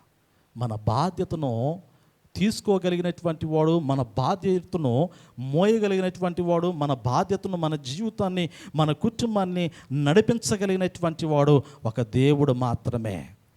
ఆయన చేతిలో ఉన్నటువంటి జీవితాలు మన జీవితాలు పిల్లరా. ఆయన చేతిలో ఉన్నటువంటి జీవితాలు మన జీవితాలు. ఇక్కడ రాజు అనేటువంటి హిజ్కియా యొక్క జీవితం ఎవరి చేతిలో ఉందంటే ప్రవక్త చేతిలో లేదు, కానీ ఆఖరికి తన చేతిలో ఉన్నటువంటి తన జీవితాన్ని సరిదిద్దుకోవడానికి దేవుని చేతిలోనికి వెళ్ళిన తర్వాత ఇక్కడ మార్చబడినట్లుగా మనం చూడగలుగుతూ ఉన్నాం. నిజమే కదా. ఎంత చక్కటి మాట యెషయా భక్తుడు జ్ఞాపకం చేస్తాడంటే, పర్వతములు తొలగిపోయినను, మెట్టల తత్తరిలను నా కృప నేను విడిచిపోదంటాడు కదా. యెషయా గ్రంథము 54వ అధ్యాయం 10వ వచనంలో మనం గమనించగలిగితే, పర్వతములు తొలగిపోయినను, మెట్టల తత్తరిలను నా కృప నిన్ను విడిచిపోదు, సమాధాన విషయమైనటువంటి నా నిబంధన తొలగిపోదు అనేటువంటి మాట దేవుడు జ్ఞాపకం చేస్తూ ఉన్నాడు. ఒకసారి దేవుడు నీతో నిబంధన చేసుకుంటే, ఒకసారి నీవు దేవునితో నిబంధన చేసుకున్నట్లయితే, ఒకసారి నీవు దేవుని యొక్క సముఖములో నీ జీవితాన్ని దేవునికి మహిమకరంగా నడిపించుకుంటూ దేవుని యొక్క కృపకు పాత్రుడిగా నీవు ఎంచబడగలిగినట్లయితే ప్రియులారా, ఆ యొక్క కృపలో నుండి ఎవరూ కూడా నిన్ను తొలగించలేరు, ఎవరూ కూడా ఆ కృపకు నిన్ను దూరము చేయలేరు అనేటువంటి మాట నేను మీకు జ్ఞాపకం చేస్తూ ఉన్నాను. ఆ కృప అమితమైనటువంటి కృప కదా. మరణమైపోయినటువంటి స్థితిలో మన పట్ల వెల్లడపరచబడినటువంటి కృప. పౌలు భక్తుడు గుర్తు చేస్తాడు ఈ మాటను. రోమీయులకు రాసిన పత్రిక 5వ అధ్యాయాన్ని మనం గమనించగలిగితే, మనం ఇంకనూ బలహీనులమై ఉండగా అన్న ఆ మాట గుర్తు చేస్తాడు. చూడండి ఒకసారి మనం ఆ యొక్క ఆ వాక్యాన్ని గుర్తు చేసుకుందాం పిల్లరా. నేను ముగించడానికి ఇష్టపడుతూ ఉన్నా. ఏలయనగా మనం ఇంకనూ బలహీనులమై ఉండగా క్రీస్తు యుక్త కాలమున భక్తిహీనుల కొరకు చనిపోయెను. పిల్లలు చూడండి ఎంత చక్కటి మాట. దేవుడు మన ఎడల తన ప్రేమను వెల్లడపరుచున్నాడు. 8వ వచనము ప్రారంభపు మాటలో మనం గమనించగలిగితే, అయితే దేవుడు మన ఎడల తన ప్రేమను వెల్లడపరచబడుతుంది. ఈ ప్రేమ కృప కదా. ప్రేమించబడడానికి అర్హత ఉందా అంటే, పాప స్వభావములు కొట్టుమిట్టాడుతున్నాం, పదే తిరగబడినటువంటి స్థితిలో ఉన్నాం, పదే దూషించేటువంటి స్థితిలో ఉన్నాం, పదే తిరస్కరించబడుతున్నటువంటి స్థితిలో ఉన్నాం, ప్రేమకు పాత్రులుగా లేనటువంటి స్థితిలో మన జీవితాలు ఉన్నటువంటి సమయంలో కేవలము దేవుని చేత మనం ప్రేమించబడుతూ ఉన్నాం. ప్రేమను పంచేటువంటి స్థితిలో లేనటువంటి వారు అవునా కదా. దేవుని చేత ప్రేమించబడేటువంటి స్థితిలో ఉన్నాము, కానీ ఇతరులకు ప్రేమను పంచేటువంటి స్థితిలో లేనటువంటి వారు మనం. ఒక మాటలు గమనించగలిగితే, ఎవరినైనా నువ్వు మనస్ఫూర్తిగా ప్రేమించగలుగుతావా? నేను అంటాను కదా, ఇంట్లో ఉన్నటువంటి భార్యాభర్తల మధ్య కూడా యథార్థమైనటువంటి ప్రేమ ఉండదని నేను అంటాను. అంటే నన్ను తప్పుగా అర్థం చేసుకోమాకండి. అది మీ యొక్క గుండెల మీద చేతులు వేసుకొని చెప్పుకోగలిగితే మీ సంతోషమే. నిజమే. అంటే ప్రేమిస్తూ ఉంటారు, ఒకరిని ఒకరు అర్థము చేసుకోవడానికి, ప్రేమించడానికి ప్రయత్నము చేస్తూ ఉంటారు, కానీ పరిపూర్ణమైనటువంటి ప్రేమలోనికి వారి యొక్క హృదయాలు పరిపూర్ణంగా నడిపించలేదు. అర్థము చేసుకుని ప్రేమించడానికే ప్రయత్నము చేస్తూ ఉంటారు. కానీ దేవుని యొక్క ప్రేమ నిస్వార్థమైనటువంటి ప్రేమ. ఏ విధమైనటువంటి స్వార్థము లేదే దేవుని యొక్క ప్రేమలో. నువ్వు పాపములో ఉన్నప్పుడు నిన్ను ప్రేమించినటువంటి ప్రేమ, నీవు ద్వేషిస్తున్నటువంటి క్రమంలో కూడా నిన్ను ప్రేమిస్తున్నటువంటి ప్రేమ, నీవు హింసిస్తున్నటువంటి స్థితిలో ఉన్నప్పటికీ కూడా నిన్ను ప్రేమిస్తున్నటువంటి ప్రేమ, నీవు దూరం అయిపోయినటువంటి స్థితిలో ఉన్నప్పటికీ కూడా ఆయన అవమానపరిచి, ఆయన హేళన చేసి, ఆయన కాదనుకుని లోకములోనికి వెళ్ళిపోయినా కానీ నీ కొరకు ఎదురు చూసినటువంటి ప్రేమ, అది అమితమైనటువంటి ప్రేమ. ఆ ప్రేమే ప్రియులారా కృపచేత అనుగ్రహించబడినటువంటి ప్రేమ. నిజమే కదా? నీ కొరకు ఎవరు ప్రాణం పెట్టగలుగుతారు? నీ కుటుంబంలో ఉన్నటువంటి వారు ఎవరైనా కానీ ప్రాణం పెట్టగలరా అనేటువంటి పరిస్థితిని ఒక్కసారి పరిశీలించుకుంటే నిజమే. ఒక్కొక్కసారి మనం గమనించగలుగుతూ ఉంటాం, వార్తల్లో వింటూ ఉంటాం, పత్రికలో చదువుతూ ఉంటాం. శరీరంలో ఉన్నటువంటి అవయవాల్లో ఒక అవయవం పాడైపోతే ఇంట్లో ఉన్నటువంటి వ్యక్తుల్లో ఎవరైనా ఒక అవయవాన్ని ఇవ్వడానికి ముందుకు రాగలుగుతూ ఉంటారా కదా? ఎక్కడో ఒక్కొక్కసారి మాత్రమే మనము వినగలుగుతూ ఉంటాం అటువంటి మాటలు వినగలరు. 2 కిడ్నీలు ఉన్నాయనుకోండి, ఒకటి పాడైపోయింది అనుకోండి, పాడైపోయినటువంటి కిడ్నీని ఇంకొకటి దానం చేయడానికి ఎవరైనా బయట ఎక్కడైనా డొనేషన్ దొరికిద్దేమో డబ్బులు పెట్టి కొనుక్కోవడానికి ప్రయత్నం చేస్తూ ఉంటాము. కానీ ఇదిగో నేను ఇస్తాను పర్వాలేదని భార్య భర్తతో చెప్పగలదా? భర్త భార్యతో చెప్పగలదా? లేదా గర్భమును పుట్టినటువంటి పిల్లలు నా తండ్రి కోసము, నా తల్లి కోసము నేను ఈ త్యాగం చేయగలుగుతానని ఎవరైనా ముందుకు రాగలుగుతూ ఉంచారా? లేదే. అవసరమైతే వెలిచి కొనుక్కోవడానికి ఇష్టపడుతూ ఉంచాం. ఎవరైనా ఎక్కడైనా దొరుకుతుందేమో దాన్ని సంపాదించుకోవడానికి ఇష్టపడుతూ ఉంచాం. నిజమే, మరణమైపోతున్నటువంటి మన యొక్క పాపపు శరీరాలను బట్టి దేవుడు తన యొక్క శ్రేష్టమైనటువంటి పరిశుద్ధుడైన పవిత్రుడైనటువంటి ఏకైక తన కుమారుని మన నిమిత్తము శిలువ మరణమునకు అప్పగించి నలగొట్టినటువంటి సమయంలో పిల్లరా ఇంకా జాలి కనపరచలేనటువంటి ప్రేమ కదా నేటి దినాల్లో. అటువంటి ప్రేమ మనుషులకు ఉన్నటువంటి ప్రేమ. అయ్యో నా కొరకే కదా శిలువ మరణము, అయ్యో నా నిమిత్తమే కదా నలగొట్టబడినటువంటి శరీరము, అయ్యో నా నిమిత్తమే కదా నాగటి చార్ల వలె దున్నబడినటువంటి శరీరం అక్కడ కనపడుతూ ఉంది అని ఏ హృదయమైనా కానీ చలించగలిగినటువంటి స్థితిలో పరిపూర్ణమైనటువంటి ప్రేమను పంచడానికి ముందుకు రాగలిగినటువంటి పరిస్థితులు ఉన్నాయా అంటే నేను అంచాను కదా. అటువంటి పరిపూర్ణతలోనికి క్రైస్తవ విశ్వాసుల యొక్క జీవితాలు నడిపించబడలేకపోతూ ఉన్నాయి. అందుకే పౌలు భక్తుడు అంటాడు, ఏప్రిల్కి రాసిన పత్రికలో ఈ మాటను మనం గుర్తు చేసుకొని ఈ వాక్య భాగాన్ని నేను ముగిస్తాను. ఏప్రిల్కి రాసిన పత్రిక 4వ అధ్యాయంలో ఇటువంటి వచనాన్ని ఒక్కసారి మనం చదువుకుందాం పిల్లారా. చూడండి ఒక్కసారి 4వ అధ్యాయము 14వ వచనము. 4వ అధ్యాయము. ఆకాశ మండలము గుండా వెళ్ళిన దేవుని కుమారుడైన యేసు గొప్ప ప్రధాన యాజకుడు మనకున్నాడు. కనుక మనము ఒప్పుకొనిన దానిని గట్టిగా చేపట్టదము. మన ప్రధాన యాజకుడు మన బలహీనతల యందు మనతో సహానుభావము లేనివాడు కాడు గాని సమస్త విషయములో మన వలె శోధింపబడిన ఆయన పాపము లేనివాడుగా ఉండెను. గనుక మనము కనికరింపబడి సమయోచితమైన సహాయము కొరకు కృప పొందునట్లు ధైర్యముతో కృపాసనమునొద్దకు చేరుదుము. పిల్లల పౌలు భక్తుడు చక్కటి ఆ యొక్క ఆహ్వానాన్ని తెలియపరుస్తూ ఉన్నాడు. రెండవది దేవుని కుమారుని గురించి ఇక్కడ మాట్లాడుతూ ఉన్నాడు. ఆకాశ మండలము గుండా వెళ్ళిన దేవుని కుమారుడిని యేసు అని గొప్ప ప్రధాన యాజకుడు మనకు ఉన్నాడు అనేటువంటి మాటను గుర్తు చేస్తూ ఉన్నాడు కదా. మనకున్నాడు, మన ప్రభు మనకున్నాడు. ఆయన శ్రేష్టమైనటువంటి కృపను మన పట్ల వెల్లడపరచుచు మనతో ఉన్నటువంటి వాడిగా ఆయన మనలో ఉన్నాడు. మనతో ఉన్నవాడిగా ఆయన మనలో ఉన్నాడు. ఆ మనలో ఉన్నటువంటి ఆ యొక్క ప్రభువుని మరల పౌలు భక్తుడు క్రైస్తవులకు గుర్తు చేయడానికి ఇష్టపడుతూ ఉన్నాడు. ఇదిగో మీలో ఉన్నటువంటి ప్రభువుని మరలా నేను మీకు గుర్తు చేస్తూ ఉన్నాను. విస్మరించినటువంటి ప్రభువుని గుర్తు చేస్తూ ఉన్నాను కదా. క్రీస్తు రక్తంలో కడగబడినటువంటి మొదటి దినము చాలా పరిశుద్ధంగా, చాలా పవిత్రంగా, చాలా భక్తిగా దేవుని మందిరంలో ఉంచాం. ఇది క్రొత్త దినాల్లో, ప్రారంభపు దినాల్లో ఉన్నటువంటి భక్తి అసలు పొరపాటును కూడా ఆపలేము. అటువంటి భక్తిని అన్నమాట. అటువంటి భక్తిని కూడా ఆపలేం.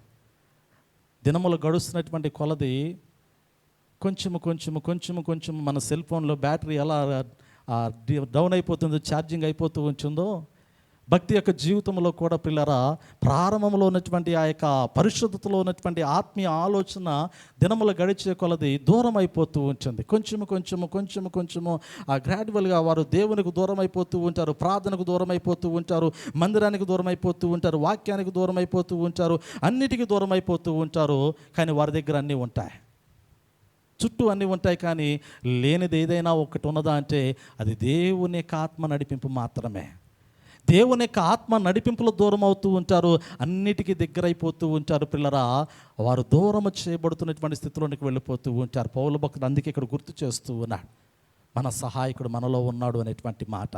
చూడండి, ఈ వాక్య భాగాన్ని గమనించినటువంటి సమయంలో ప్రధాన యాజకుడు మనకున్నాడు గనుక మనము ఒప్పుకునే దానిని గట్టిగా చేపట్టుదామంటాడు. ఒప్పుకునే దాన్ని అంటే దేని గురించి అయితే బాప్తిసము తీసుకునేటువంటి సమయంలో చక్కటి మాటలు మనం చెబుతామా లేదా? సావకుడు కొన్ని ప్రశ్నలు వేస్తున్నటువంటి సమయంలో, యేసు ప్రభా నీ స్వరక్షకునిగా అంగీకరిస్తున్నావా? అంగీకరిస్తున్నానండి. నీ పాపములు ఒప్పుకుంటున్నావా? ఒప్పుకుంటున్నానండి.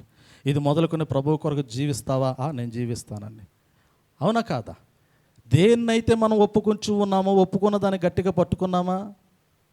గట్టిగా పట్టుకున్నామా? ఏ రోజైనా దేవుని కొరకు నువ్వు ఒప్పుకున్న దాన్ని గట్టిగా ఆ దినము పట్టుకొని ఈ దినం వరకు నువ్వు ఒప్పుకున్న దాన్ని గట్టిగా చేపట్టుకొని ప్రభు కొరకు అడుగులు వేయగలిగావా? పౌలు భక్తుడు గుర్తు చేస్తూ ఉన్నాడు, ఒక్కసారి మీరు ఏదైతే ఒప్పుకున్నారో దాన్ని గుర్తు చేసుకొని దాన్ని పట్టుకోవడం ప్రారంభించండి. మన ప్రధాన యాజకుడు మనకున్నాడు. ఆయన ఆకాశ మండలము గుండా దేవుని కుడిపార్శ్వమందు ఆసీనుడైనటువంటి ప్రధాన యాజకుడిగా ఉన్నాడు. ఆయన మనల్ని పాపము నుండి విడిపించి దేవుని సన్నిధిలో పరిశుద్ధుడిగా నిలబడ్డాడు. పరిశుద్ధుడిగా నిలబడినటువంటి ఆయన ఇప్పుడు మనల్ని పరిశుద్ధులుగా అక్కడ నిలబెట్టడానికి మన కొరకు నిరీక్షిస్తూ ఎదురు చూస్తూ ఉన్నాడు. ఆయన మనకున్నాడు. ఒక్కసారి మీలో ఉన్నటువంటి ఆయన మీరు గుర్తు చేసుకోండి, అంతే. ఆయన మీలోనే ఉన్నాడు, కానీ మీరు మర్చిపోయారు, విస్మరించారు, అంతే. విస్మరించినటువంటి ఆయన ఒక్కసారి గుర్తు చేసుకొని మీరు ఏదైతే ఒప్పుకున్నారో ఒప్పుకొనిన దానిని గట్టిగా చేపట్టుతూనే చూడండి. అక్కడ అంటే చివరి మాట గమనించగలిగితే, ఆ సమస్త విషయంలోనూ మన వలనే శోధింపబడినను ఆయన పాపము లేని వాడిగా ఉండెను గనుక మనము కనికరింపబడి 16వ వచనంలో అంటాడు, మనము కనికరింపబడి సమయోచితమైన సహాయము కొరకు కృప పొందినట్లు ధైర్యముతో కృపాసనోద్దమునకు చేరుదుము. నిజమే పిల్లరా, మనము చేరవలసినటువంటి సింహాసనము స్థలం ఏదైనా ఉన్నదంటే అది కృపాసనమే. ఆయన అక్కడున్నాడు, మనకు సహాయం చేయడానికి అక్కడ ఉన్నాడు. ఆయన ఆయన మనవలే శోధింపబడి అక్కడికి వెళ్ళాడు. శోధింపబడుతున్నటువంటి వారికి ఆయన సహాయకుడిగా ఉన్నాడు. పాపము లేనటువంటి వాడిగా ఉన్నాడు. ప్రధాన యాజకుడిగా ఉన్నాడు. ఆయన యొద్ద నుండి మనకు కృప దొరుకుతుంది. ఆ కృప కలిగినటువంటి వారమై ఈ లోకంలో మనము జీవించాలి. దేవుని కృపకి ఎన్నడూ కూడా దూరం అయిపోయినటువంటి ఆ పరిస్థితుల్లో మనం జీవించకూడదు పిల్లరా. దేవుని యొక్క వాక్యంలో అంటే నేను చెప్పాలి అంటే ఇంకా సుదీర్ఘమైనటువంటి మాటలు చాలా మాటలు ఉన్నాయి, కానీ దేవుని యొక్క వాక్యంలో అనేకమైనటువంటి మాటలు జ్ఞాపకం చేయబడ్డాయి, కానీ ఆ మాటలు నేను మీకు గుర్తు చేయలేకపోతూ ఉన్నాను. ఎందుకంటే ఈ సమయంలో పిల్లరా, మనందరికీ తెలుసు, దేవుడు తాను అనుకుంటే తన బిడ్డలకు కృపను అనుగ్రహించేటువంటి వాడు. లేదు, తన కృపను వెనక్కి తీసుకోవాలి అనుకుంటే దేవుని బిడ్డలైనప్పటికీ కూడా దేవుడు వారి యొద్ద నుండి తన కృపను వెనక్కి తీసుకుంటాడు. తెలుసా లేదా? దేవుడు కృపను వెనక్కి తీసుకుంటాడా లేదా? ఒక వ్యక్తిని చెప్పండి. మీరు తెలుసు అన్నారుగా, ఈ మాట మాత్రం అనొద్దు. తెలుసున్నటువంటి వాళ్ళు తెలియని వాళ్ళకి చెప్పండి, తెలియనటువంటి వాళ్ళు తెలిసిన వాళ్ళు అడిగి తెలుసుకునే మాట చెప్పాలా? సంసోన్ జీవితం ఒకటైనా కానీ సంసోను యొద్ద నుండి కృప దూరపరచలేదు, కానీ సంసోనే కృపకు దూరం అయ్యాడు. సంసోనే స్వయంగా తన యొక్క దేవుని యొక్క శక్తిని పోగొట్టుకునేటువంటి స్థితిలోనికి వెళ్ళాడు. సౌలు చూడండి, దేవుని యొక్క వాక్యంలో 2వ సమూయేలు గ్రంథము 7వ అధ్యాయము 15వ వచనంలో అక్కడ రాయబడినటువంటి మాట నేను మీకు గుర్తు చేస్తూ ఉన్నాను. 2వ సమూయేలు గ్రంథము చదవన్నాం ఒకసారి.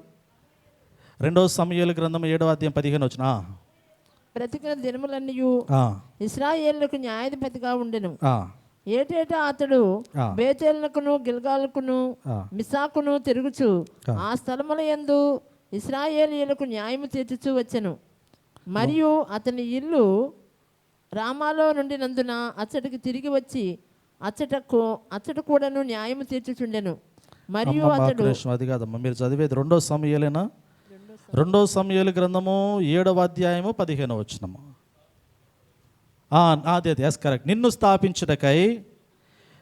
స్థాపించుటకై నేను కొట్టివేసిన సౌలునకు నా కృప దూరమైనట్లు అతనికి నా కృప దూరము చేయను. చూడండి అక్కడ రాయబడి 2 సమూయేలు గ్రంథము 7వ అధ్యాయము 15వ వచనంలో, నిన్ను స్థాపించుటకై నేను కొట్టివేసిన సౌలునకు నా కృప దూరమైనట్లు అంటాడు కదా. దేవుడు తన కృపను సౌలుకు దూరము చేశాడు, దావీదుకి ఇచ్చాడు. దావీదుకి ఇవ్వబడినటువంటి కృప సొలొమోను మహారాజుకి ఇవ్వబడింది. ఇది మరొక లేఖన భాగంలోనికి వెళుతూ ఉన్నది కాబట్టి నేను మీకు జ్ఞాపకం చేస్తూ ఉన్నాను పిల్లల క్లుప్తంగా. సౌలుకి పట్ల దేవుని కృప దూరము చేయబడినటువంటి కృప. దేవుడే ఆ మాట జ్ఞాపకం చేస్తూ ఉన్నాడు. ఇదిగో సౌలు విషయంలో నేను నా కృపను దూరము చేశాను, దావీదుకు దగ్గరగా నా కృపను తీసుకుని వచ్చాను. సౌలు యొద్ద నుండి సింహాసనము తీశాను, దావీదుకి సింహాసనం ఇచ్చాను. మందిరమును కట్టేటువంటి విషయంలో దావీదుకి ఇవ్వబడినటువంటి కృప సొలొమోనుకి ఇచ్చాడు. పిల్లరా, దేవుడు ఎప్పుడు ఎవరి పట్ల తన కృపను వెల్లడపరుస్తాడో తెలీదు. సౌలుకి దగ్గరేమో సింహాసనం తీసి దావీదుకి ఇచ్చాడు. దావీదేమో కృతజ్ఞతాపూర్వకంగా దేవునికి మందిరాన్ని కట్టాలనుకున్నాడు, దేవుడు అనుమతి ఇవ్వలేదు. దావీదుకి ఇవ్వనటువంటి కృప ఎవరికి ఇచ్చాడు అంటే సొలొమోను మహారాజు అనగా దావీదు కుమారునికి ఇచ్చాడు. దావీదు కుమారుని చేత దేవుడు మందిరాన్ని కట్టించుకున్నాడు. ఇదే కృప, ఇదే కృప. నేటి దినాల్లో పిల్లల మన యొక్క జీవితాలు కూడా కృపా సింహాసనం ఎదుటికి వెళ్ళి దేవుని యొక్క కృపచేత అన్ని విషయములలో బలపరచబడినట్లు పరిశుద్ధాత్మ దేవుని యొక్క సహాయము మెండుగా అనుగ్రహించబడునుగాక. ప్రార్థన చేసుకుందాం. తలలు వంచండి. సర్వకృపానిధిగా మా ప్రియ పరలోకపు తండ్రి, మీ నామాన్ని స్తుతిస్తూ ఉన్నా. నా కృప నీకు చాలునని పౌలు భక్తునితో మీరు మాట్లాడి ఉన్నారు. పరిశుద్ధ గ్రంథంలో మీ కృప లేనిది ఈ లోకంలోనైనా జీవము లేదు. మీ కృప చేతనే లోకములటువంటి సకల మానవాళి యొక్క జీవితాలు నడిపించబడుతూ ఉన్నాయి.